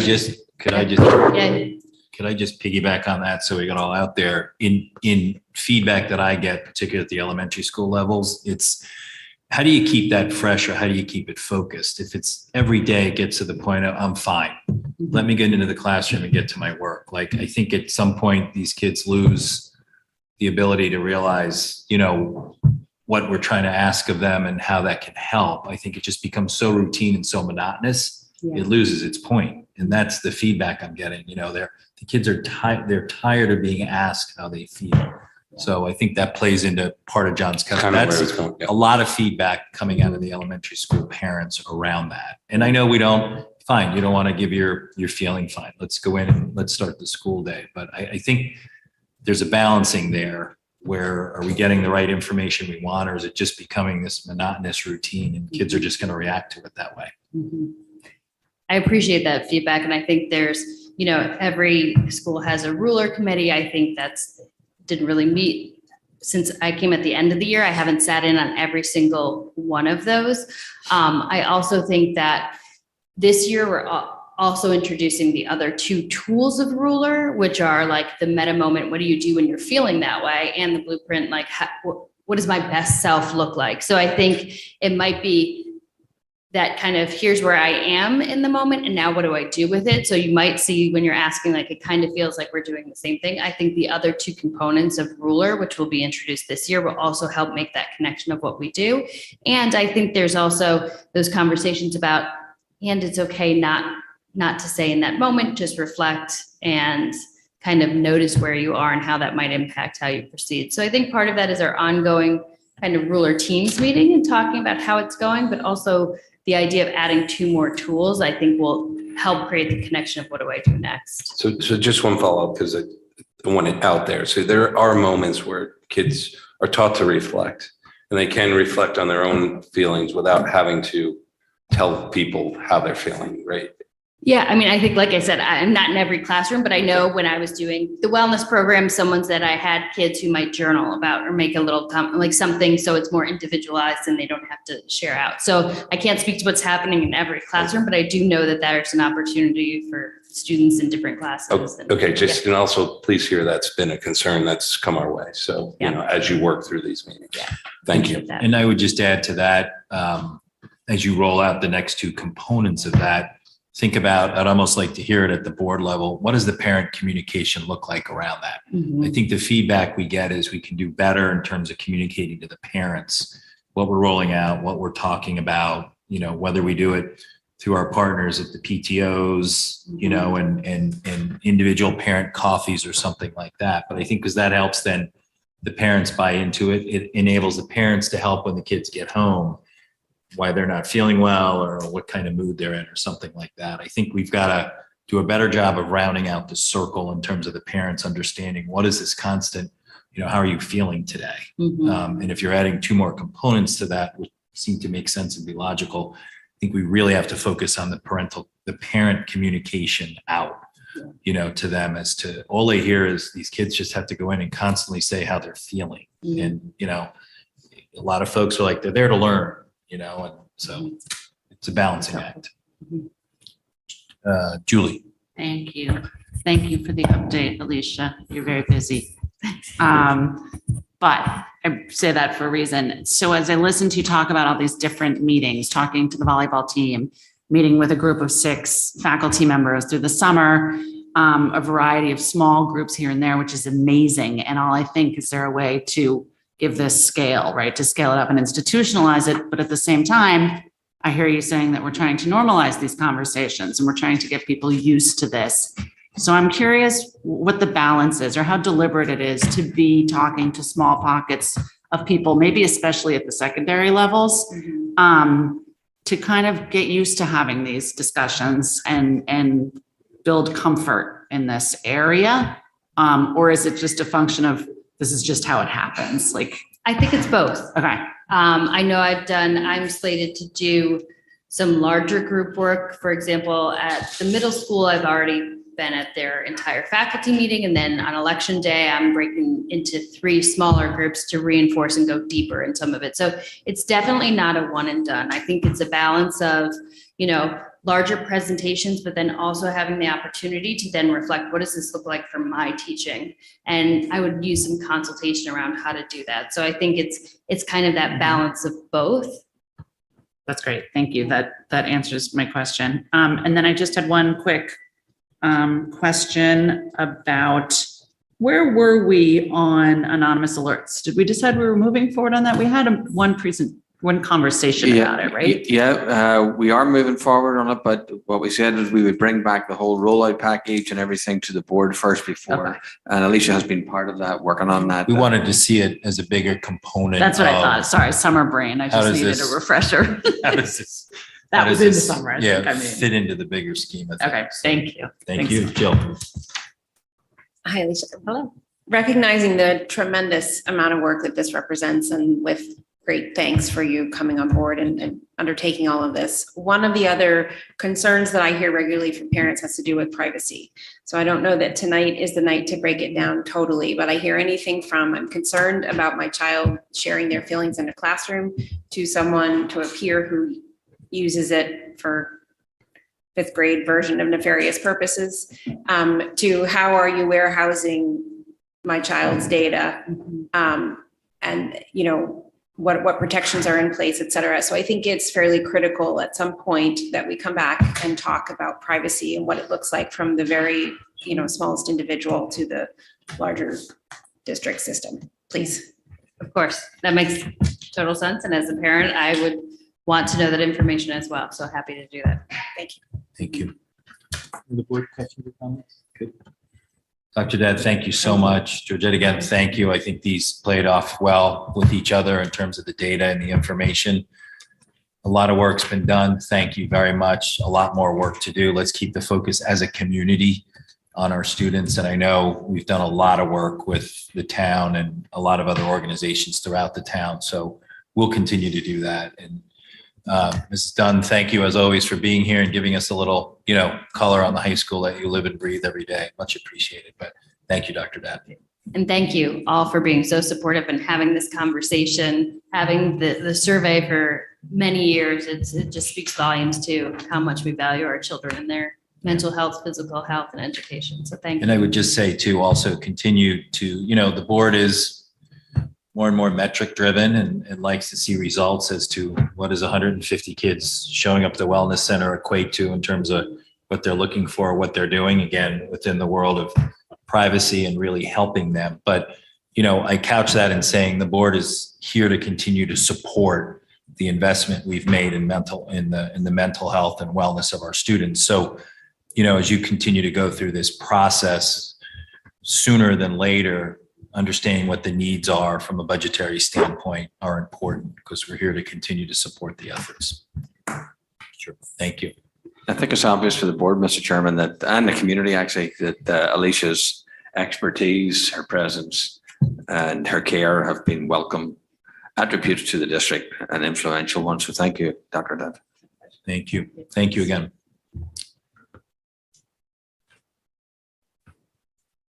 As we're going beyond bedtime for some folks, and the board's been here since almost 4:00. Marge, how quickly can you? We're looking at update on district teacher administrator evaluation plans and flexibilities. Right, Marge. and so really, Dr. Fedigan should also be presenting tonight Sure. because she and I and Barry Palmer co-chair the teacher evaluation. So the short version is, ever since the pandemic, there have been some flexibilities in teacher and administrator evaluation.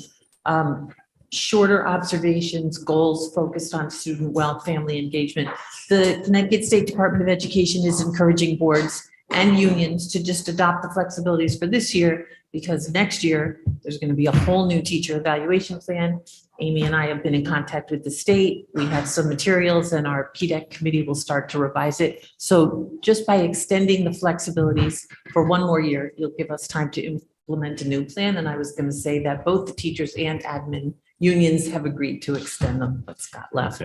As they've all left, but I'll thank them publicly for all staying here on a school night. There's a lot of people here, especially from the high school, so thank you. All right. Dr. Fedigan, anything to add to that?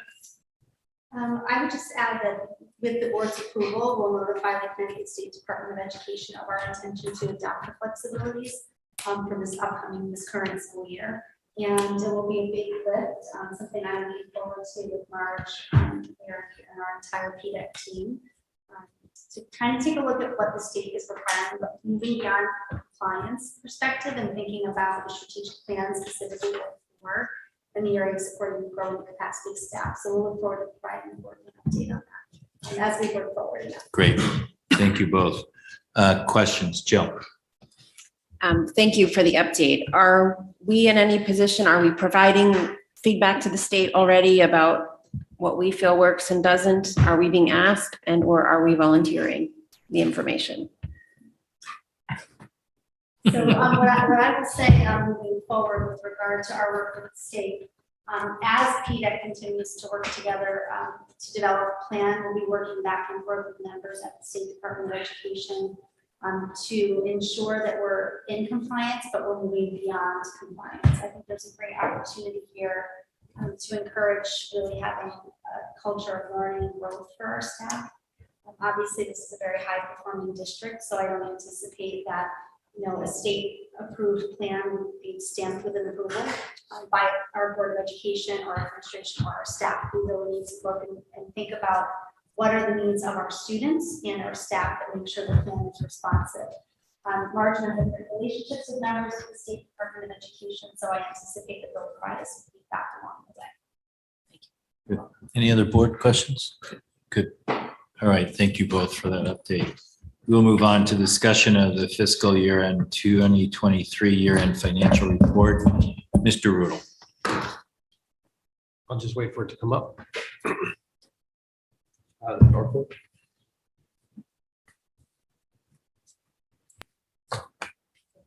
Yep. How do you want us all to sit, Rich? Like this? There you go. Just tilt your head.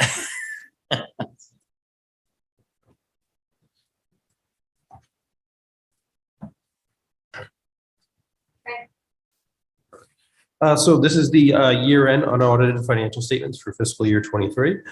We did end the year with a positive balance of $810,367. The general education RCs were just over $100,000, while the special education RCs were just over $700,000.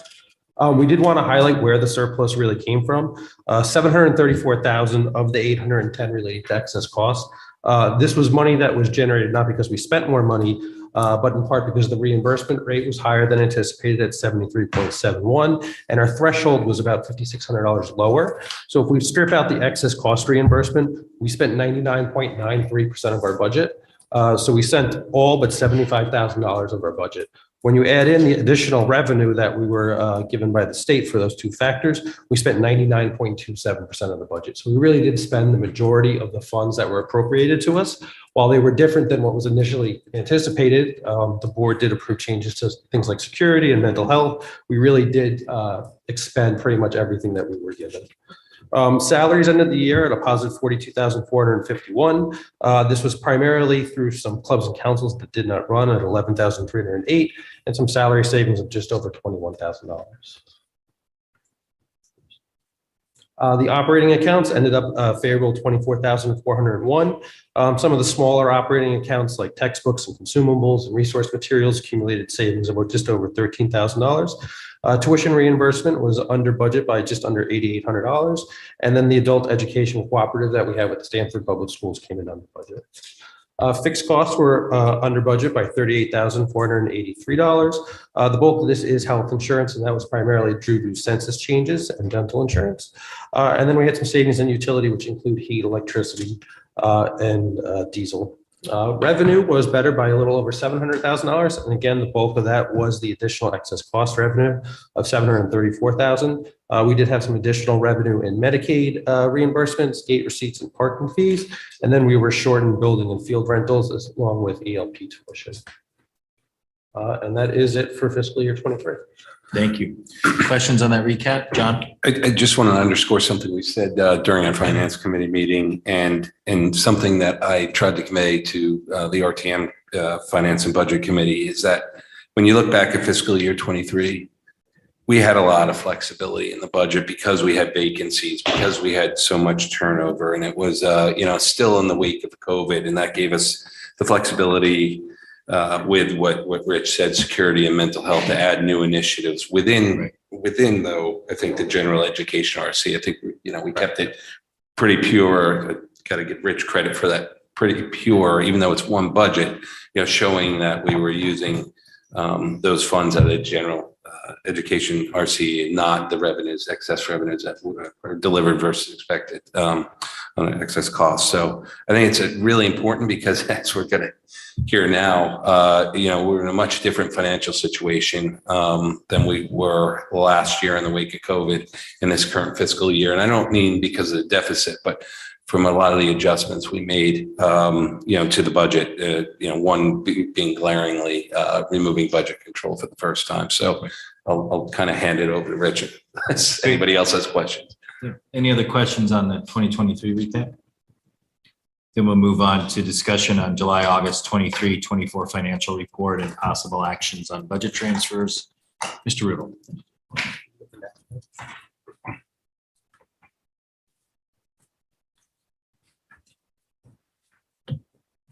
So this is the first financial report of fiscal year 24 through August. We are forecasting a deficit currently of $605,670.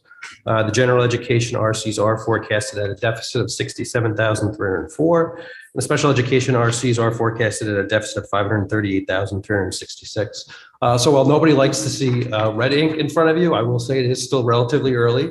And we do have a number of months ahead of us where things can change that we did discuss at Finance Committee, but we are still forecasting a deficit to start the year. Primarily in the general education RCs, you'll see that salary forecasts are a deficit of $127,000. Turnover did fall short of expectations of $369,141. While we did have more staff turnover than anticipated, the savings between those who left and those who were hired were much lower than in the past. Just over about $5,000 per head. We have salary savings of 58,941. We did want to highlight that salary savings are different than turnover because salary savings are one-time savings. It's usually a product of the person not starting on time, whereas turnover are permanent savings. We do have a vacant athletic trainer, which is a transfer we'll discuss in a minute. We did have one elementary section at Holmes that was lower than anticipated, which saved a little over $60,000. Elementary intramurals, we are only running at Holmes, which is saving a little over $8,000. And then contract support does have a favorable balance of just over $52,000. The operating account is primarily where the deficit is, and it was a deficit of $870,252.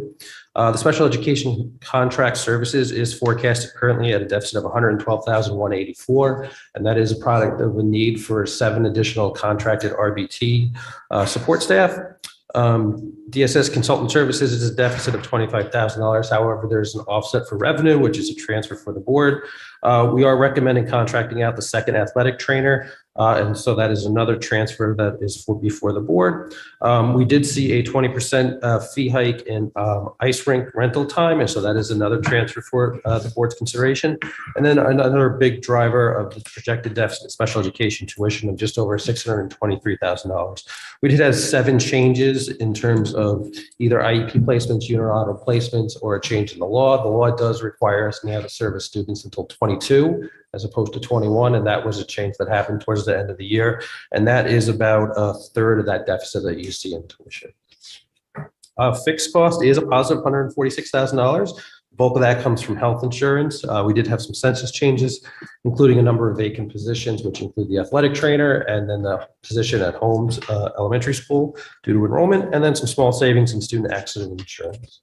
Revenue is better than budget by $244,000. This is primarily due to excess cost at $194,000. Unlike the previous year where it was a result of a higher reimbursement rate and a lower threshold, this is more of a product of us anticipating to spend more money. And thus, if we're spending more money on excess cost students, we should get more reimbursement.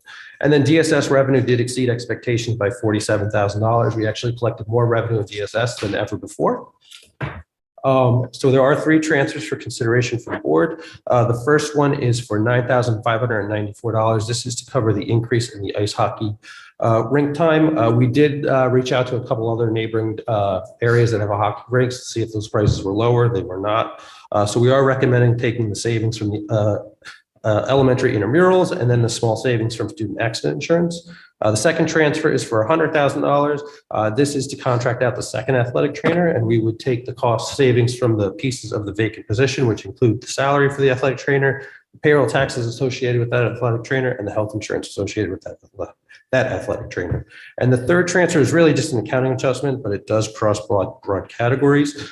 We needed an additional $25,381 for contracted expenditures related to DSS. And that is because we had additional revenue that exceeded expectations for DSS. And so it's taking that revenue and then just offsetting those expenses. Rich, you might have said this and I missed it. What hockey rink is this associated with? That we're using? Twin rinks. Twin rinks. He priced it out. And Yeah, no. I just want to make sure there. Yeah, that's, hockey rink time is getting more Yeah. expensive. Absolutely. Board questions? Shirley? Administrative questions. It's not a question. I just want to add one piece of detail to Rich's report. The difference in the law was that last year it was students can receive support until 22 years old, the day before they turn 22. Right. The law changed that it's to the end of the school year that they're 22. Right. Thank you. So just to give you some color. You've mentioned that before, but I think it's worth continuing to mention. So So it used to be important exactly, change. last year it was the day before. Right. And that they would have to end their tuition or whatever support they were receiving. And now it's to the end of the school year in which they happen to turn 22. So if they turn 22 on September 1st, they get to stay till June 16th. It used to be they would get to stay till June 2nd. Yeah. So just some. Good. Thank you. Thanks, Rich. Yeah, we called it an unfunded mandate. Yes. Yeah, good. Dr. Adler. Yeah, I would just note that we're returning over 700,000 in special education fund and excess costs. And this year, right now, we're projected to be deficit in special education be over 500,000. It's early days, but I'm just noting those 2 parts. Thank you. It's volatile. Excuse me? It's volatile based on the Yes. revenues that we from the state, basically, on excess costs. Good. All right, Rich, thank you as always for the work and the good reporting. May I have a motion to approve the August budget transfers? Dennis, second by Katie. All those in favor? That is unanimous with all present. Thank you very much. We'll move on to the first reading and discussion of proposed revisions to Board of Education policies. 4400 social media, 6210 program of instruction, curriculum, textbooks, and other instructional materials, 6220 challenges to instructional materials and advertising policy. Mr. Brown and Ms. Sion. So I would just note that these are on us for a first reading tonight and then turn it over to March. Great. Thank you. I know this isn't in order, but I would like to apologize for some inartful drafting in policy 6220 in my memo.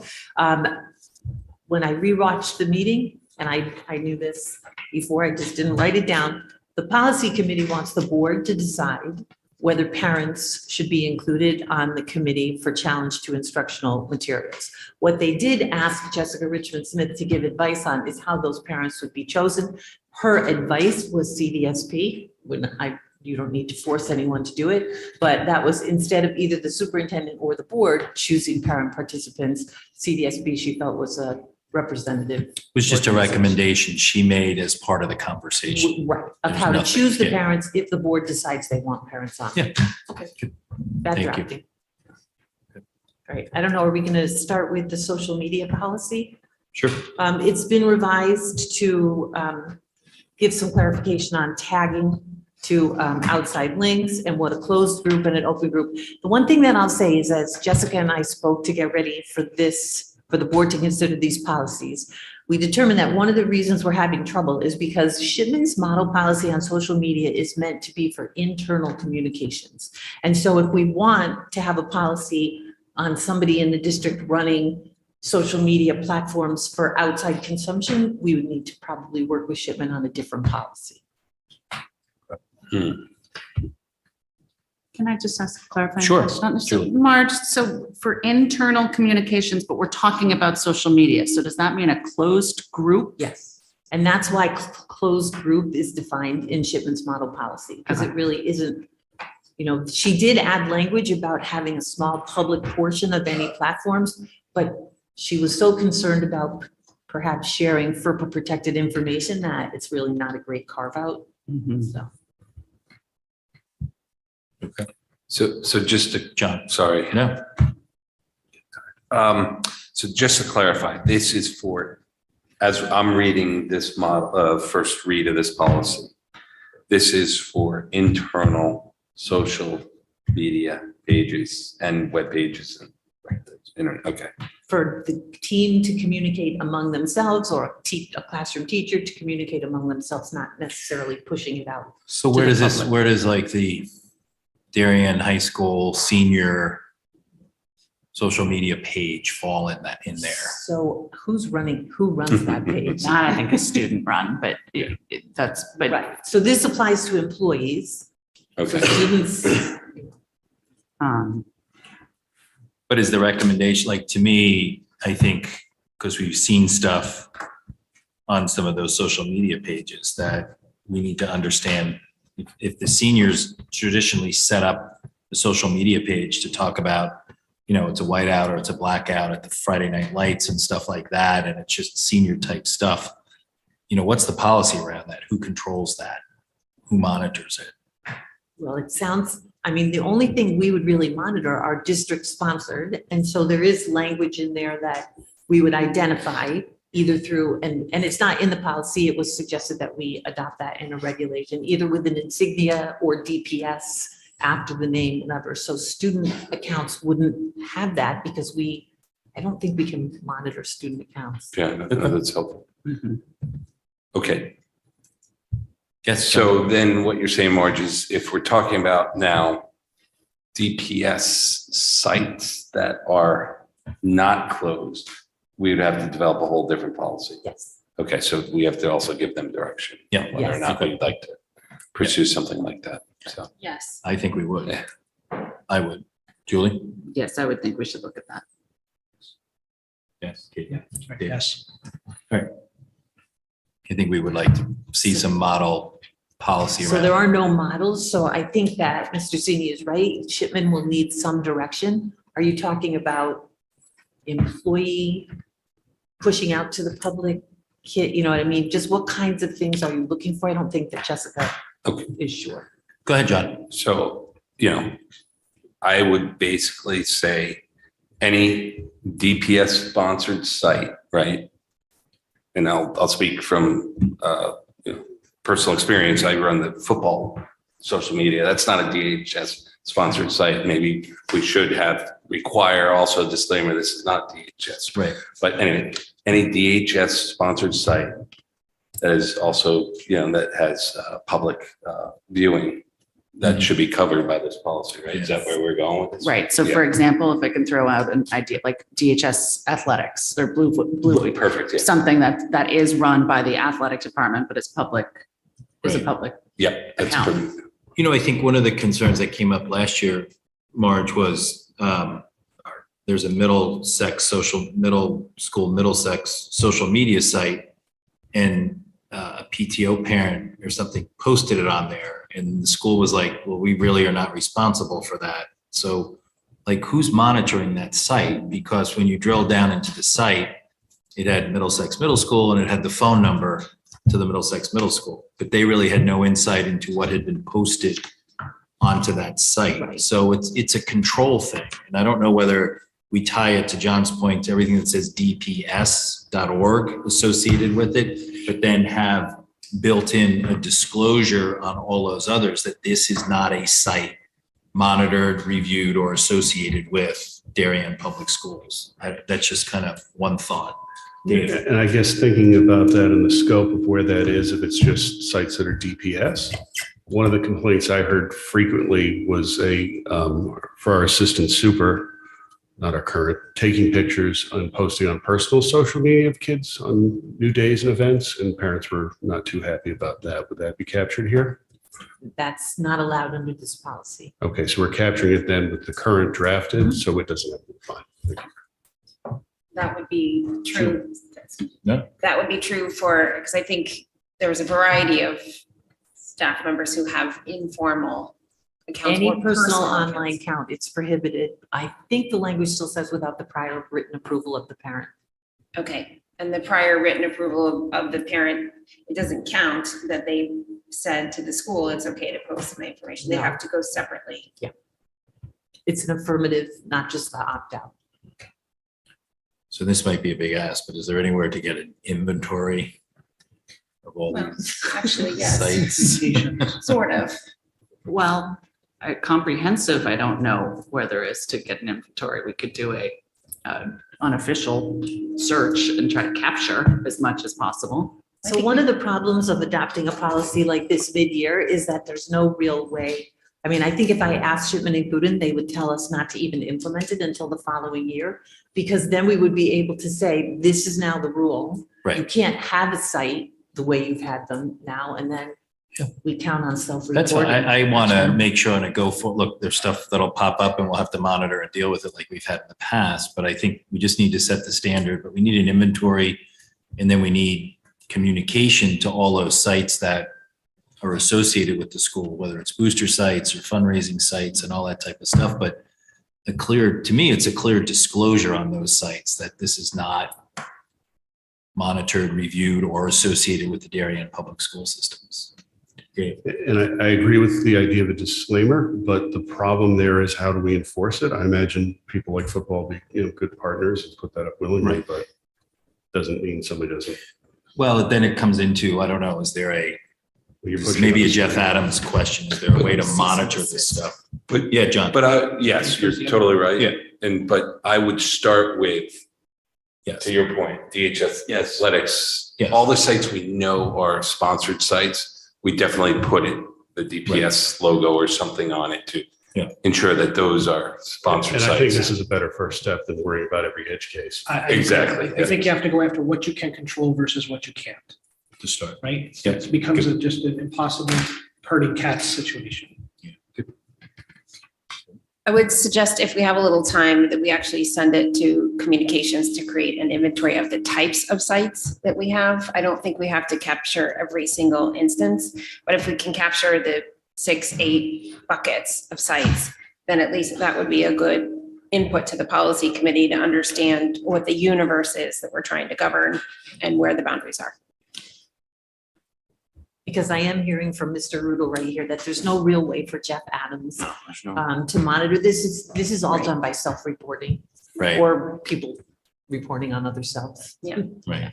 What I think I'm hearing is that the internal one, fine, but for just the sites that we have ownership for, we'll be concerned about what the message or policy is around that. Yes. Is that fair? Yep. And just recognize, what Dana said, we're not going to be able to monitor even ones that are well-meaning or otherwise. We're not going to be able to monitor those ones. No, but I think where we have a situation where we have a lot of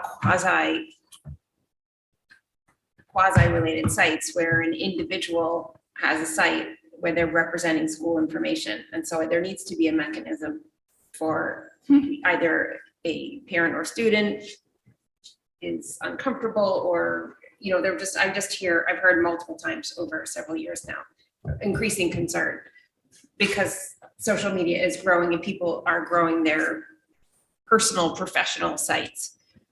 I understand that we can't regulate it, but I think we can require certain things of them. But not, I'm just pushing back for clarification, but not if they're not our sites.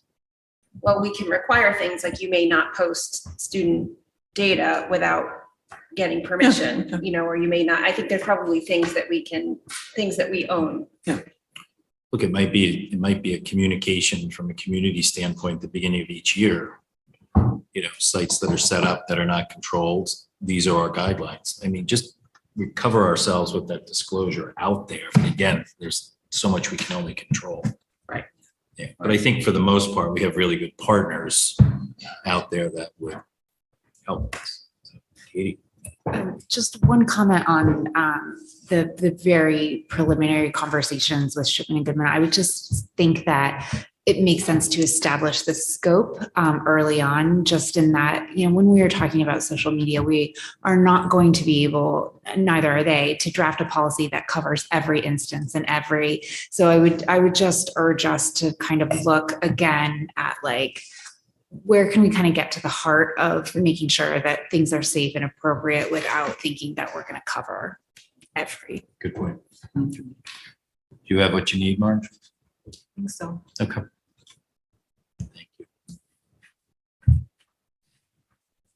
So policy 6210 is the proposed policy for the adoption of curriculum and purchase of textbooks and other instructional materials. If the board chooses to adopt this, we would need to repeal 6210 and 6610. They'd be subsumed.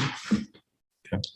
John. And just clarifying question, I also saw that we could include 6220 in there as well. As regulations, it's just stylistic, whatever you prefer. Right. Separate or as a regulation. Dave, did your committee have a view on that, combining stylistically? Not one that I'm recalling at the moment. I don't think. Yeah, I don't think. Yeah. Okay. Again, this is the first read. We will take another bite at this. Yeah. Good. All right. And again, just to clarify, this policy was a result that people want to see more clarity of how our curriculum is chosen. And I think I have a copy or the copy of the old policies in here. It's like Yes, 2 lines it's or like 3 lines. four sentences Okay. max. And so just the meat of this was just more clarity in terms of how it's selected, more transparency, who's participating in the district committee. Is that That's just the next one. Okay. Yeah, the board, some time ago, once we put the claims to instructional practices or for someone who wants to have a concern and register that, then the discussion was, well, should we not discuss what the curriculum is up front, first of all, or who's writing it, or that's where it came from. Okay, thank you. I apologize if this is going backwards a little, but just clarifying the last point that that's social media only. I'm just thinking about teacher websites and Google Classrooms and some of those internal and closed groups. Those are not subject to these things or because they're not social media, or they are, it includes the website? So it doesn't include. I'm just asking, you know, for those types of like curricular academic things, like a teacher website, or, I mean, maybe they're all just kind of Google Classroom now, like the, you know, the homework pages, those kind of things. Are they? Not covered by. Okay, because that's a website, not social media. Okay, thank you. Good question. Okay, then 60. Sorry. To Yes, distinguish, sorry, is that because it's a website, not social media, or because it's internal? I think it's because it's internal and there are other limits on. Access, you need to log in, things like that to get there. But this we're saying is for internal. The 4,400 we're saying is for internal Yes. social Yes. media. So But what's, social media, but that, we're talking about teacher pages on Google and whatever. okay, That's so it's not social There are media. other guidelines that govern that, but not this policy. Okay, thank you. Questions? Thank you. Hey, Marge. Okay, challenges to instructional materials. So the initial question is, does the board want, right, parents on the committee? And if so, then how do they choose? Did I miss something? Sorry, it's 62, that's 6210. We just talked about The 6210. district, the district curriculum leadership team discussion. This is No, that's- 6220 now, right, March? Yes. 62. So there was no Oh, real check it. discussion on 6210? Oh, no one has it. Okay, all right. That's, The draft we're working with now okay, we're good. keeps the same district curriculum leadership We're team. good. Thank you. Thank you. So any further? board Good clarification, though. Yep. I get it. Yep. Any further board conversation on that? So I'll jump in on 6220. I'm not in support of having parents on the committee. There's been some discussion about how many it should be or shouldn't be. Personally, to me, that's taking individuals who have no expertise, who are only sitting there to make a decision with their personal values and beliefs. And they're deciding if a peer, another parent is right or wrong with only that as their tools. And I don't think that's helpful. I think it creates more fracture and divisiveness, quite honestly, than anything else. I do understand, I think that there is a desire to have some sort of mechanism to improve transparency or help people feel that they have that there is a role. I don't think that's it. And I think if that's what we're going for, I would challenge us to come up with another way to make the process more transparent or more inclusive. But I truly believe that the experts and the educators are the best ones suited to determine whether or not instructional materials are appropriate and being well used in the circumstance. Jill. Happy to respectfully disagree. One of the ways that I first got involved was in the wake of what we call the special ed crisis. There were a number of work groups, and at the time it was CDSP. It doesn't have to be, but that organization sent out descriptions to parents and asked them to volunteer if they had relevant skill sets. So we had people who worked in data warehousing, who worked on summer programs, who worked on, I think there were 5 of them. It was actually a great way to reach out and find out who in the community had relevant skill sets. It wasn't just, come one, come all. You got placed according to what you brought to the table. And so I do think we probably have people in the community who might have experience in child development or child psychology or reading materials, who might be willing to volunteer their time and their expertise. And I think it's a great way to involve them. I think there were a variety of reasons why parents were solicited at the time. One of them was that you could get expertise from the community. And another was because that was another period of profound distrust, where we were working to rebuild relationships between the community and the public school system. And it was actually a very effective tool in rebuilding some of those relationships. So I recognize we might need to figure out how the mechanism works. And I recognize that slating a parent isn't a panacea to issues of trust and curricular selection. But I do think that this is an important, involving parents is actually an important and can be a very effective tool if used correctly. John. I'm going to agree with Jill and not reiterate everything she said, but I do think, it is a way of transparency, but that's not the only mechanism that this achieves. And so I wholeheartedly support adding parents. I think the board can take responsibility for choosing parents. We actually learned a lot this evening, how well we can work together and choose, somebody that we appoint. So maybe we can write a policy that includes board involvement in terms of appointing those number of parents. I'm not going to choose a number, but certainly with administrative guidance. Dave. I'll echo that sentiment. I think the idea and the main flaw in this model has been the same people that chose the books, then reviewed and made decisions. So I think parental involvement is key.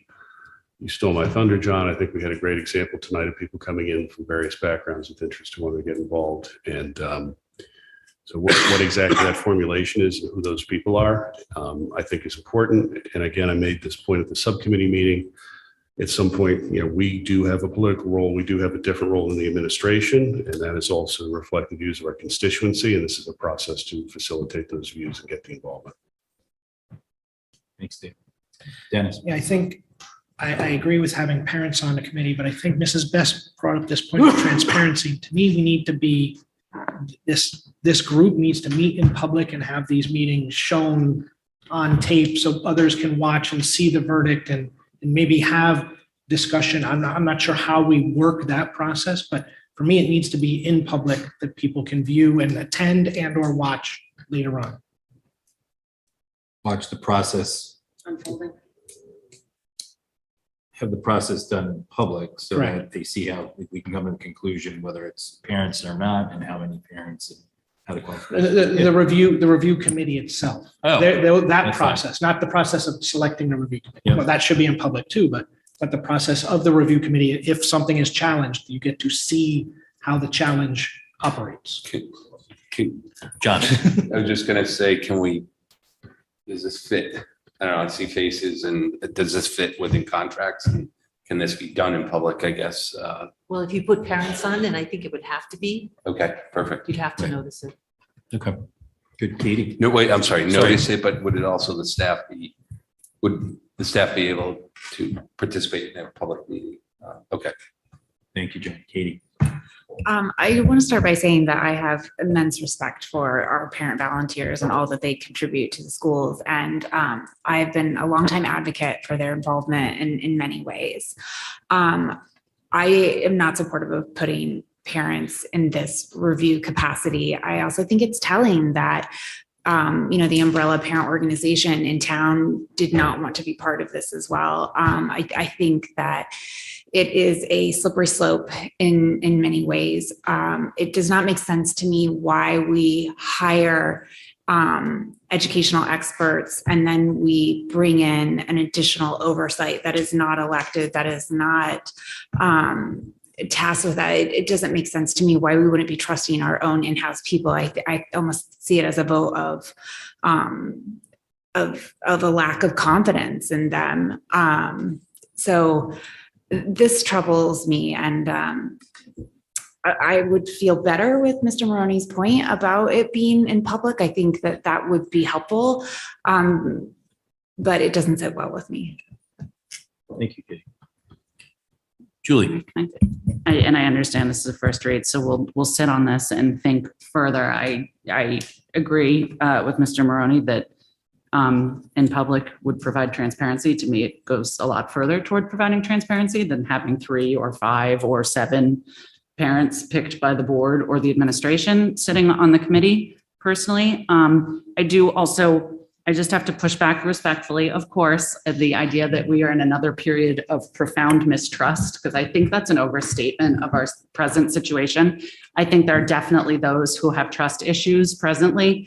I don't think that as a community, we are in a state of profound mistrust. Sometimes I'm a little optimistic and maybe I'm not capturing that moment, but I don't believe we're there. This feels to me like we're operating as though we are. And I think we had some discussion earlier this evening about this need to make sure that we're creating processes that are fit for the long term and that we're not overreacting to situations as they pop up. And I want to make sure that we're not doing that here too. So just a few more things to consider. Thank you, Julie. Just if I could Jill. qualify, I take your point, but there is some data out nationwide that there have been efforts to reduce public trust in public institutions. And that's more what I'm referring to than any sort of micro level. So if I'm what I'm hearing from the board is we would go back to kind of the policy committee to do, or get some guidance from the administration. I would say, Mr. Chairman, just from my own point of view, I don't know how we sit here at the table, honestly, having gone through what we've gone through and not have some parent representation. If we can discuss these issues, we should be able to discuss them. I'm actually more concerned about actually having to do this live because you talk about a trust factor in that regard. Once you delineate the process, you delineate the process and you have trust in that process that people are going to follow through with it. I'd actually like, honestly, I would like to see the SB actually be involved. I think it's a missed opportunity, but if it's not them, we'll come up with some other opportunity. But I just can't see how this board, we've asked, months we've been going through this, months people have been writing to us, months people, transparency, participation. I'm not apprehensive about our staff talking to parents about materials, and hopefully we can come to a good position on it. I mean, we're not, the number of them is I think a relatively fair number in representation. But anyway, that's my personal opinion. John. So how would you think about hearing that, then the selection then becomes the hot button issue? How do we select? Would you feel comfortable with the board, you coming with suggestions and then the board making the final decision on that front? I don't think that's necessary, but if that's what the board would want to do, we could come up with some sort of process. The three entities are either the parents pick themselves, the administration picks them, or the board picks them. So the parents have said no, right? Well, one group of parents has. But don't they represent all parents, members? Yes. Okay, so they've deferred. So let's take that. Let's take the responsibility as a board at this point. What's the process we did on the parents on the DEI committee? We reached out for the DEI committee. We reached out for all. We tried to cover all constituents and all groups that we had. I don't think that. Honestly, that's why I put down CDSP. I don't want to get into the politics of this group, that group. The CDSP runs and represents the whole thing. That was what I thought we would do. But So to Dave's point, let's take it. We'll take that's why we get paid so much for this position. I think exactly. When I'd throw darts at the phone book, if we still have phone books. I like to see people who are, Have some I know you're teasing, but I'd like to see But- people with relevant Yeah. professional experience. Yeah. And I think that's how we pose it when we look for folks to raise their hand and come. Absolutely. Yeah. Okay. All right, yes. Can I ask to clarify? Jessica suggested 3 and suggested that they have children that overall cover elementary, middle, and high school. I usually agree with Jessica. I'm not sure I did. That a parent who has an oldest child in first grade really can weigh in on some of the books at the high school. But I think that if we're going to adopt this at the next meeting, we need to know how many parents and if there are any specific qualifications, just to protect whoever's choosing them. And then the other thing that pops in my head, is there a term? Is this an annual? So I me lived too. with this policy in another district and it was convened anytime something was challenged. But how long do those people sit on that? Till they read the book and had the meeting and then the committee And was then you have to disbanded. find new people. So then you convene I a new think committee. I like the idea of a term personally, but. Yeah, you can do it that way. I would But say, it's, so it's interesting, it depends on what the qualifications are, right? If you're gonna target the qualifications to a particular level, it might not work for every book, but it's just something to consider. No, we probably have some retirees who don't have, or their children are out, maybe they're still working, I phrase that wrong, but their children are no longer in district who've been here and have some wisdom to offer, so So the language right now says 3 parents of current students, so if we want to current or former. revise that. So can I ask Marge, Shirley, I think I know two keys, like Marge, Shirley, Amy, Alan, if you've had parents in your districts, how are they selected? What qualifications did they have? Well, in this policy in Westport, the superintendent chose them and it caused much heartache, which is why Jessica suggested CDSP. another way to do it. So can Jessica, You seen it, Amy? I have not. Alan, have you seen it? Yeah, we have the superintendent just Okay. reached out to various parent groups. The only thing I would say is I'd nearly prefer the board to come up with a direction. If the board wants to do that, I'd nearly prefer you to come up with a direction that you give to me, because otherwise we're going to get the wheels of bureaucracy are going to slow up in selection and so on and so forth. And whatever the criteria is or whatever, if you give me, that's what I would recommend you give us a guideline as to what's. so is there anything out there, Marge, that, or Jessica has anything that shows that? So this is what she suggested, was parents who overall had children in all three levels, elementary, middle, and high school. And she did think that it should be parents of current students, but Okay. that's just her advice. It doesn't, that's not legal. Is there, John? Go ahead, John. I just want to make the point that if we're not requiring people to have students, then they are not parents, they are community members. Understood. Okay. So where I was going was, let's just call it parents of students, and we can, as a board, kind of direct the superintendent. Okay. But I do think we should take it on our shoulders if others are unwilling. Okay. Sorry, just one more point. It looks like this is moving forward. So I would say that I think it needs to, we definitely need to think through all the things. If there's going to be a term established, there should also be parameters on what would constitute a removal of a person. And so I would just say that if this is going forward, it needs to be kind of well thought out.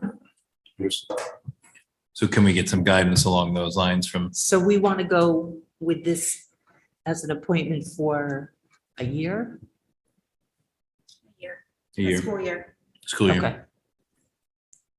Julie. John, when you say parents of students, you mean parents of current Current DPS students, sorry, students? Current Okay. students. Confirming. The only Current thing, DPS. Jill. well, the only thing about a term is, so I guess it depends on, there, you might have different types of books. So somebody who's willing to come in and opine on a picture book may not be excited to read the War and Peace equivalent, but It's solved for every. well, I just mean you could run it as needed, or you can run it as a term. That's my only point. And if it's as needed, you might get a different volunteer set. So that's what you did, Alan, right?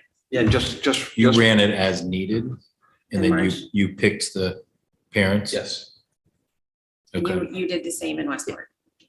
You ran Because it. one would hope that there wouldn't be 20 of these in every year, in any year. What was your What was- range? What was your experience up there? So I think it's been like 15 years since they challenged one book, but last year there were 3 challenges. And each time different parents were stood up for that challenge. Okay. Dave. I just thinking of the removal point, I think spinning it up when necessary. If you have somebody who's not a good team member, you're not stuck with them for a year, you have to go down that road. So it may make sense to stand up when necessary. I can be swayed to that point as well. Okay. But I think Mr. Brown's point of that, why does it have to be a parent versus someone who's had a student go through and has qualifications to sit and is willing to read War and Peace or the equivalent may have a valuable opinion of that. Right. No, I'm, So- but I think it should be community members. I So don't know just- why it has to be a parent. That's my point. Again, Go to John. I want parents of current students. I mean, this is a move to satisfy some requests that we've had of parents, so I would like. I don't disagree with that. I think it should be focused on the parents. And are we staying with 3 parents? Yes. Okay, and qualifications, I heard? That's, if we're involved, We will understand we'll what know. it is. Right. I mean, it's sort of like being a jury, right? You don't necessarily have to have the expertise, because both sides do get to present at the hearing on the books. And then so it's 3 parents, and then what's the makeup of the? Well, that's why I'm hoping that this won't feel insulting to our administrative leaders, because we have the assistant superintendent, the president of the DEA, the president of the DAA, 3 teachers with expertise in the area of the book being. But Marge, the language here says not more than 3 teachers. So is Is it always three though? Like just in terms of thinking, like essentially that would be 9 votes. Is that right? Teachers will want to be on this committee, so I would think we would have no problem with 3. So you would expect 9 people. So just so the people that understand too, that the actual complainant themselves do not have to be parents. I'm just saying that the way it's written, I'm just pointing that out, that they could be a community member. Oh, as it's currently written, Correct. I would want it to be parents. Well, I'm just in the person, so a community member cannot bring a complaint about a book? That's, I would say this is educational focused, it's parent focused, it's student focused. But you're talking about point number 1. I'm just talking about point number 1, the actual complainant, him or herself. Can be anyone. Can a taxpayer bring forward a complaint about a book? The way this, I just want to point out, the way this is written, they can. Or an employee. So I just wanted to point that out, that's all. I think that's an important clarification. That doesn't sit well with me either. I feel like the reason for complaining would be that you're worried about your child. You're not making a moral judgment on the world at large. Dave. I'd be remiss not to ask this. I think Margie said it's about 7 people from the admin. Well, it's Amy, the president of the DAA, the president of the DEA, up to 3 teachers, and then 3. Okay, 6. So we're talking about 3 parents, just throwing out the consideration of having an equal number of parents in admin, if there's any appetite for that. I think then it gets a little unwild, just too many people. The only thing I would say is, never mind. All right, Julie. Just to point out, Dr. Adley, to your point that, well, as this reads, they just have to be a resident of the town of Darien or an employee of the Darien Board of Education, but they do also have to go through the chain of communication. So the first step, if you have a problem with a instructional material, is to speak to the classroom teacher. And if you don't get resolution there, then you have to go to the building principal. So, as someone who lives on Main Street, who heard something about something being taught in a 9th grade class at DHS, it would be an interesting process for them to follow that all the way through to get to the official challenge, correct? So can we go back and have some consensus on this? Should we come up through a parent of an existing student Or an employee. or an employee? Okay. Yes, Katie. Just one more thing to that. Curious if there's ever been language in here to sort of demonstrate that the chain of communication has been followed, and before a committee such as this is convened. Is that sort of a prerequisite that? Yes. Well, it's in the. Yeah, they wouldn't be allowed to go Okay, to step good. 4. Oh, that's good. That's good. That's important. Okay. Marge, why did whoever start with a resident of the town of Darien? The employee one, I understand. I'm not sure I understand the employee one, but I think just that was something that the board could choose. Jessica didn't have a strong feeling whether it needed to be a parent or just a resident, so it's just a political decision. Thank you for staying this late. Thank you. If you need a note for showing up late to school tomorrow, call Dr. Adley. All right. So I Safe home. had received some of the same requests from town residents. And so and full disclosure to the board, I was opening it up to, do you want to look at that or do we not want to look at that? I want parents. I don't want town residents. I think to Katie's. I'm point, happy it's with that. Specific to students, it's specific to parents, it's specific to teachers and staff. I mean, that's how it feels to me. And if the idea is to reinforce that we believe in the partnership between the schools and the parents, then we're talking about parents. Yeah. Okay. Is that guidance enough to draft and update that for further discussion and possible action at the next meeting? Yes, Dave? Okay. It's enough for me. Yeah. The last piece is that sort of public, you mentioned it being held in public, but do we have any requirement to post what is decided? I think that's one of the other pieces. How does, Well, when right. books reach a certain community residence, how are the results of the findings communicated out? So the policy says the disposition in writing to the complainant, the members of the committee and the board. Right. So we could add something, but I don't know You would just post it. where, post it on the website. want to understand some guidance as to how that would work from a public meeting and a warning and So once you put minutes. parents once you have staff and parents, it's a public meeting. Okay, So you'd post an agenda. okay, all right. We're all, Probably publish the findings. So we could, does that then include channel 79, video, minutes? Kind of the probably, Robert's right? rules of orders around the meeting? No, public no, meeting? no, it doesn't necessarily require that. We had, like, not to point an analogy to it, but we had DEI meetings all year long. We had minutes of those meetings and Okay. feedback from them. Doesn't matter. If people Fair want to come, they can come. Yeah, right, okay. I think we should be thinking about how we communicate when a decision is made, whether it's posted, I see that we've thought about it. I just think we may want to consider a broader communication than just simply to the, we have, Finish that thought, sorry. well, we have had enough pieces of literature that have been identified that people are talking about sometimes at the national level. Most things we're talking about are at the national level. So what I'm trying to get to is how do we maximize our transparency again in order to build the relationships and Well, I think- understanding of what's happening. I think it should be posted and then does it come, if that particular decision is made that particular week, it comes out through the superintendent communications? Certainly, if we go through this process, we support the process. If a book or selection material goes through it and it's adapted or not adapted, we can be very open about that and communicate that to people. Perfect. Posted. I'm gonna think on that. Yes. Ponder.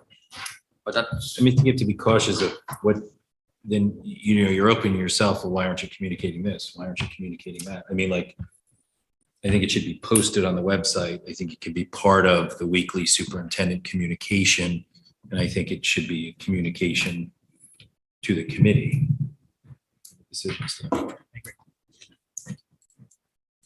And then if necessary, I don't know, reviewed at a board meeting or from an agenda standpoint. But we have time before the next reading, so. All right, good. Just, Okay, sure. nope. I'm gonna keep that thought. Okay, Sorry. Advertising, excuse me, advertising. advertising. We have a lot of questions. Okay, They're in the memo.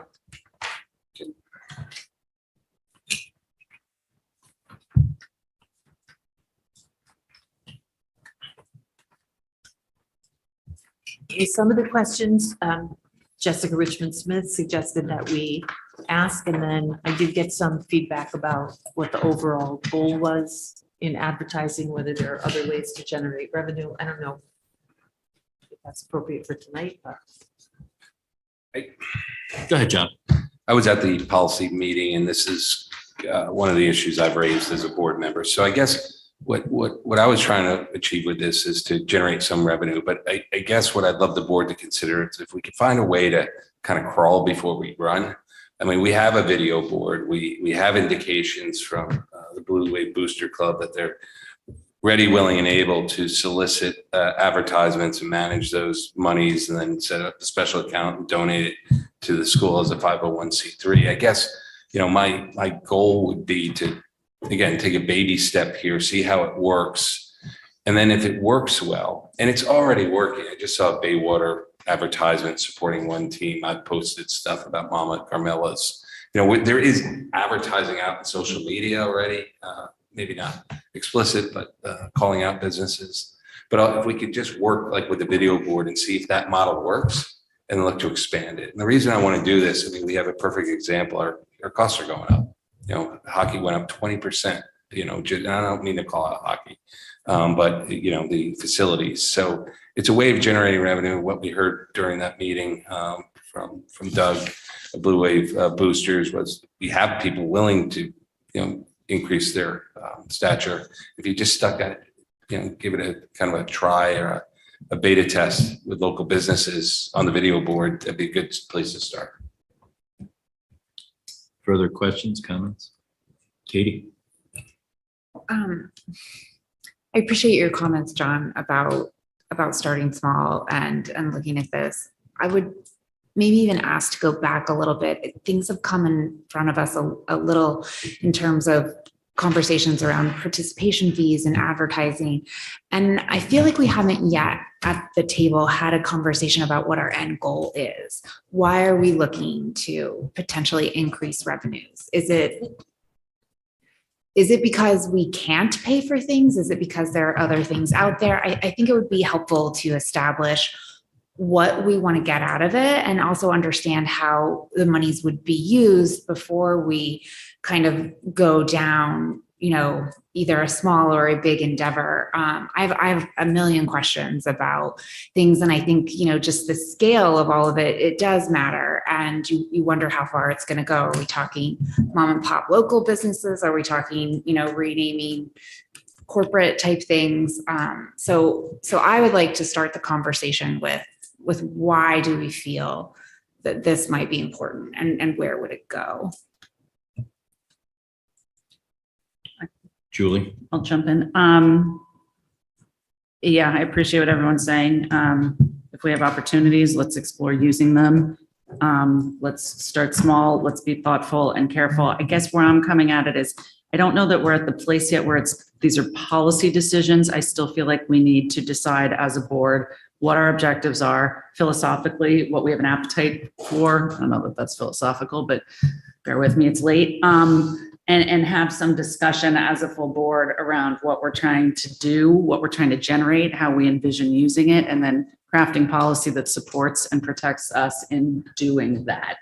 But I think to start at policy, and again, I appreciate that I believe it went to policy to get the ball rolling and get the conversation started. So I'm not arguing with that step in the process, but I think we do need to discuss some objectives and some bigger picture pieces to this initiative or these ideas before we can.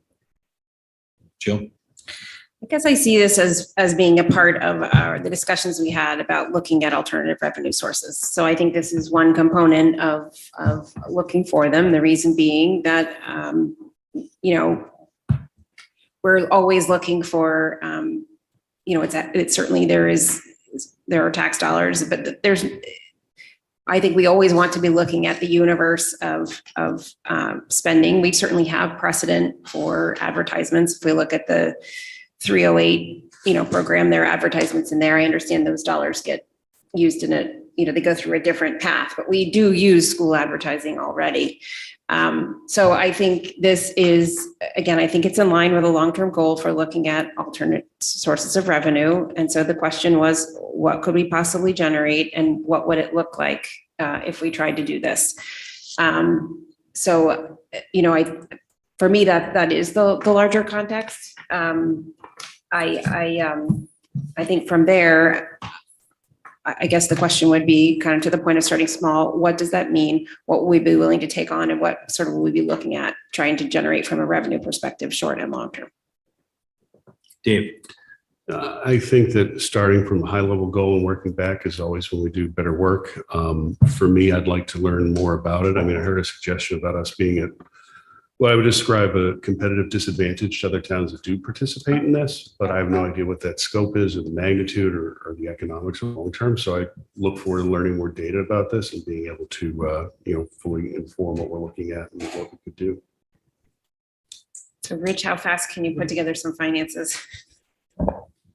So it would be difficult. So the few districts that that do this, like Wilton and Ridgefield, all the money goes to the booster clubs, and then the booster clubs spend the money. So we don't have access to what the booster clubs are collecting because they're not donating it necessarily back to the school district. They might, sell ads, raise a bunch of money, and then use that money to buy either like different jerseys or different pieces of equipment. So that money goes to nice to haves in some ways. Correct. Yeah. So it's not as if like the Board of Ed, let's say in Wilton, is issuing like an RFP to solicit companies in town that will then donate money to put signs up on their stadiums or their Right. auditoriums. It's all kind of done outside of the school, but it supports the system itself.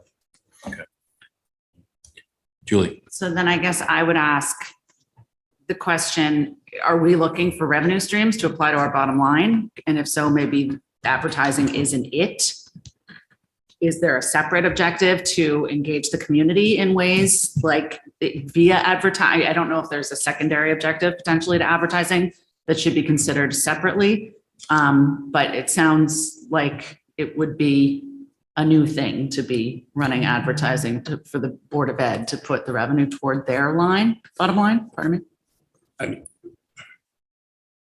John. It's getting late in the hour and we're not going to solve this evening, but again, we have the ability to engage again, Doug Wilson said they've done it and used it for the senior send-off. They raised money, put it in a special account and then donated it to the student activity account, Rich? Is that how that happened? Correct. And then it goes to purchase whatever. Okay, so there's the model. They act as the financial sponsor, that's called, because they're a 501c3.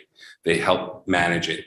You know, Mr. Wilson also said he engages with a number of businesses because we have the posters throughout town that have sponsorships on it. So guys, we actually are advertising through separate, or people are using our likeness and image and raising money and distributing it, 308. But it's not going against our bottom line. I is my point. understand. Okay. So this is a little different. It's much more like, it did go against the bottom line on the senior send off because it was a student activity account. So that is the way it would work. The financial sponsor would collect the monies, maybe even manage it, of course, with policies of board approval, and then distribute the monies directly to Darien Public Schools, which I actually just did through a Fidelity charitable account. It's a charitable, non-for-profit, which you can accept checks. So there's ways to do it. There's ways to figure out. There's ways to start small. I don't want to get in the minutia at 10 to 15 after we've been here since 4:30 p.m. Okay. To be continued. But I was just going to say, maybe, I don't know where we discuss this in a smaller group, maybe at some subcommittee, but I think there's a way to do this. Yeah, I think there's also a way to test it. There's also a way to pilot it. I think a lot of the infrastructure is set up already. If it's specific to the scoreboard and the video up there, I mean, you've got programs like 308 that do advertising. So I think all the questions are valid questions. What are we trying to do from a revenue standpoint? Look, broadly, we should always be looking at sources of revenue. We've asked Alan to look at sources of revenue. We've asked Alan to look for sources of funding for robotics and different things like that. So I think that's how we have to couch it in the big picture of, are there venues out there that can generate revenue? How we spend it or where we direct it, I think we have to decide as a board. I don't know. It's a good point. I wrote down theater, that booklet, there's advertisements. How does that all work? There's a process in place that works and funds something within the 308 program. So let's have the conversation continued. Anyone that wants to bump up thoughts, and maybe we'll have a more organized thought process and get it on the agenda again. All right. Good conversation. Marge, real quickly, we agreed on a regular basis to review the FOIA log. Anything?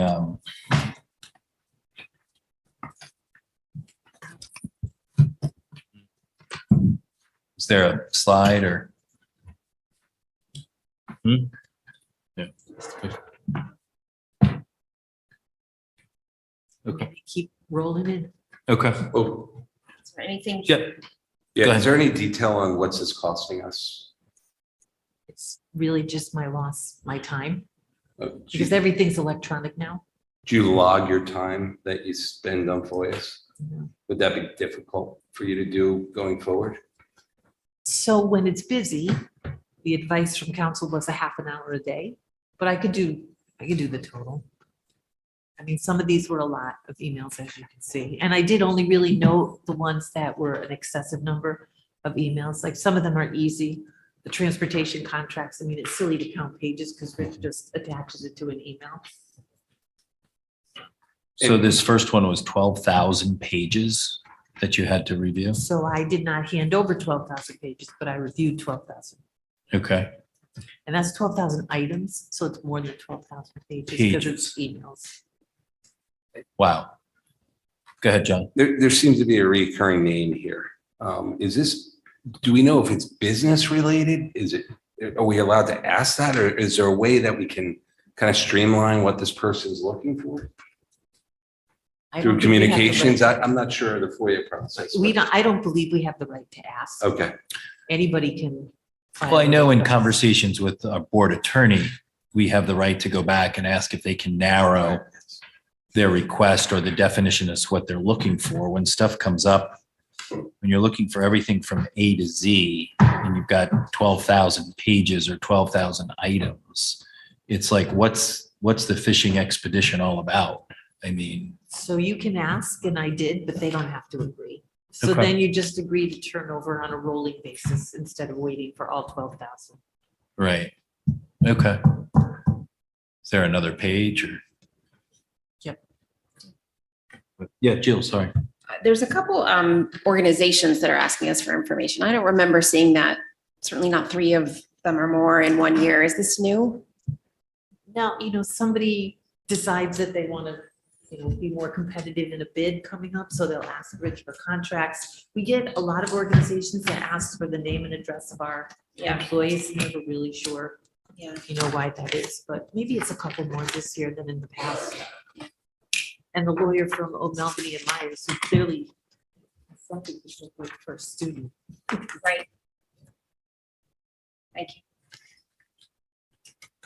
There's no one here for 9,000 emails. These are resources coming out of the district. Yeah. If there's a better way, please ask. Yeah, 4,500.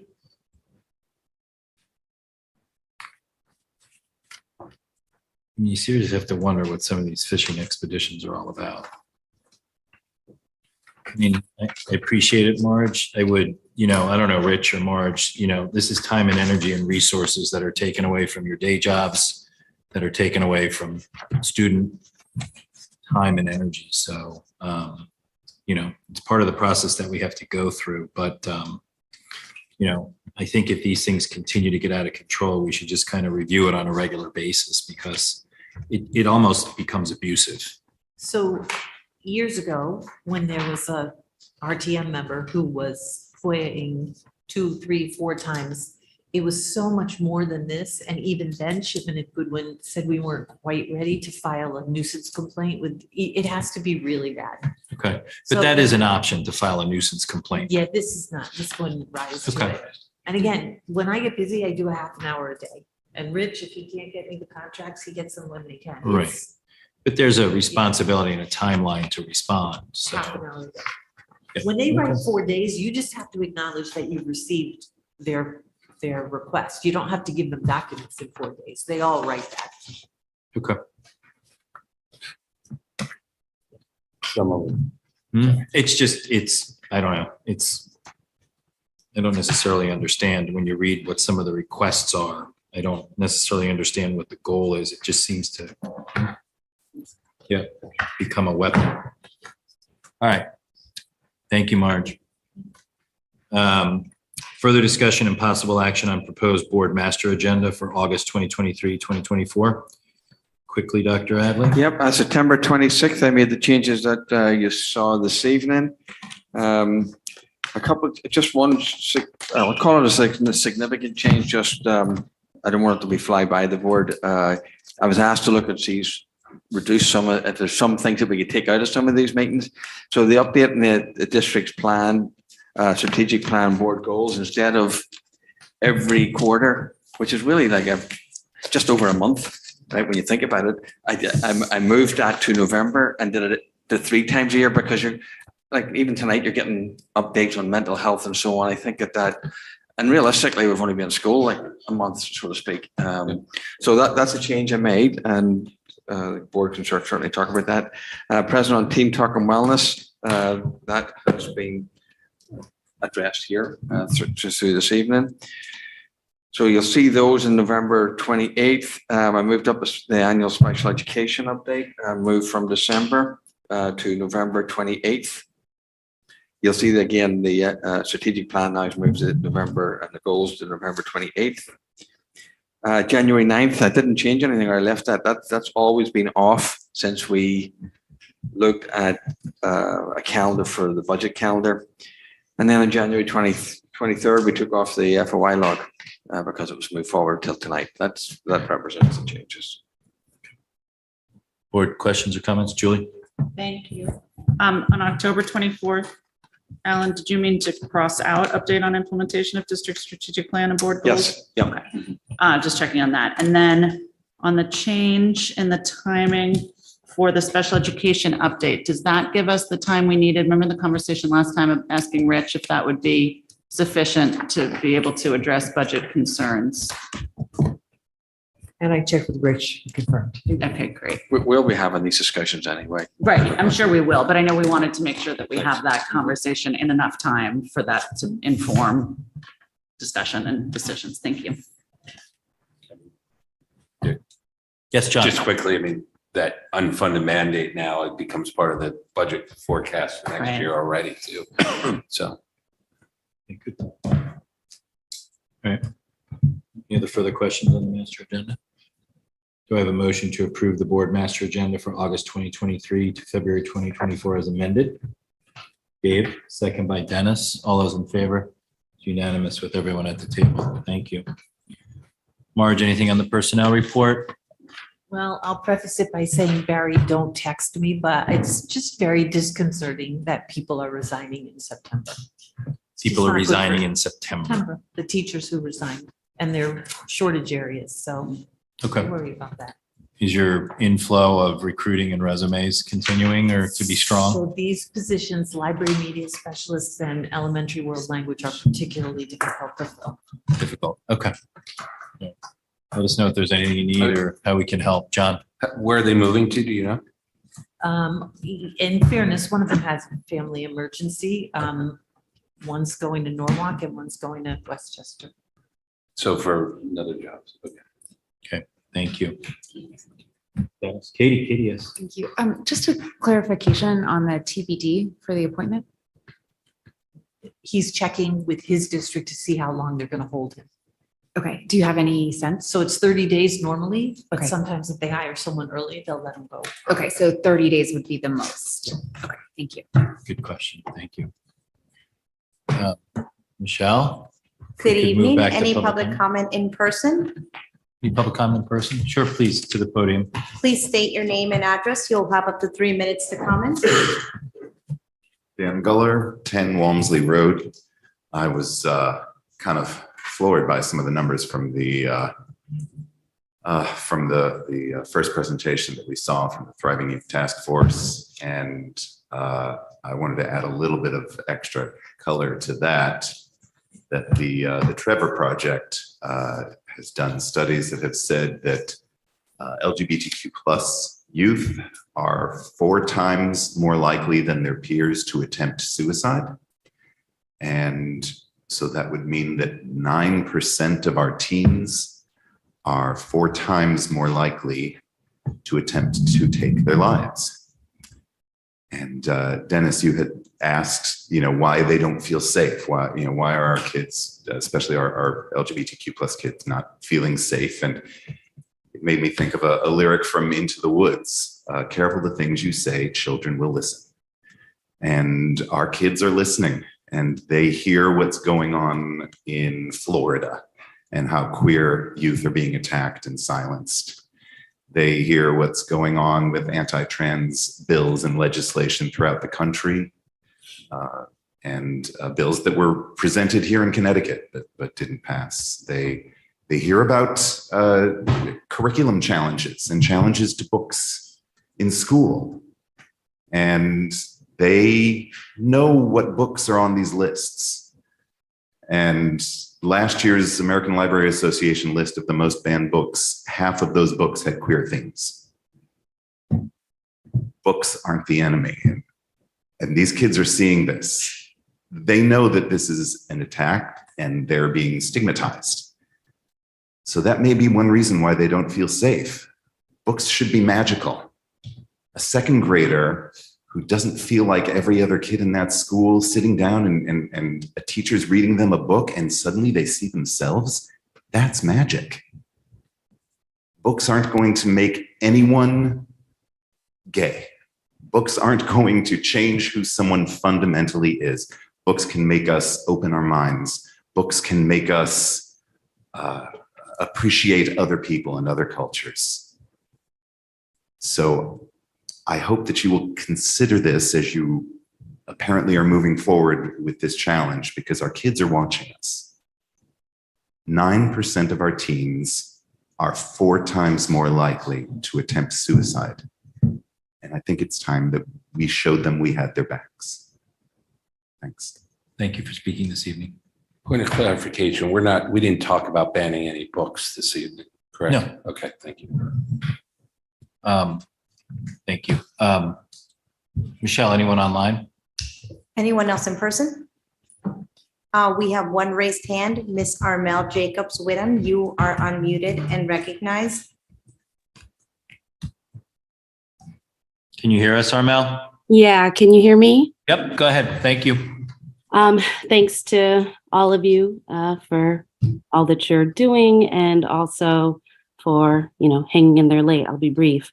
I want to thank Dan for those words. I think it's very easy to get lost in numbers and presentations and, no offense to anybody, droning meetings. I'm sure we've all felt it in some capacity at some point. But honestly, you do need to remember that human element. There is a lot more at stake than sometimes it feels at, 10 o'clock at night when you want to go home.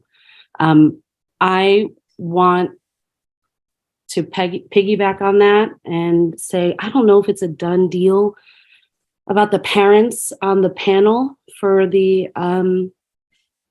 book panel.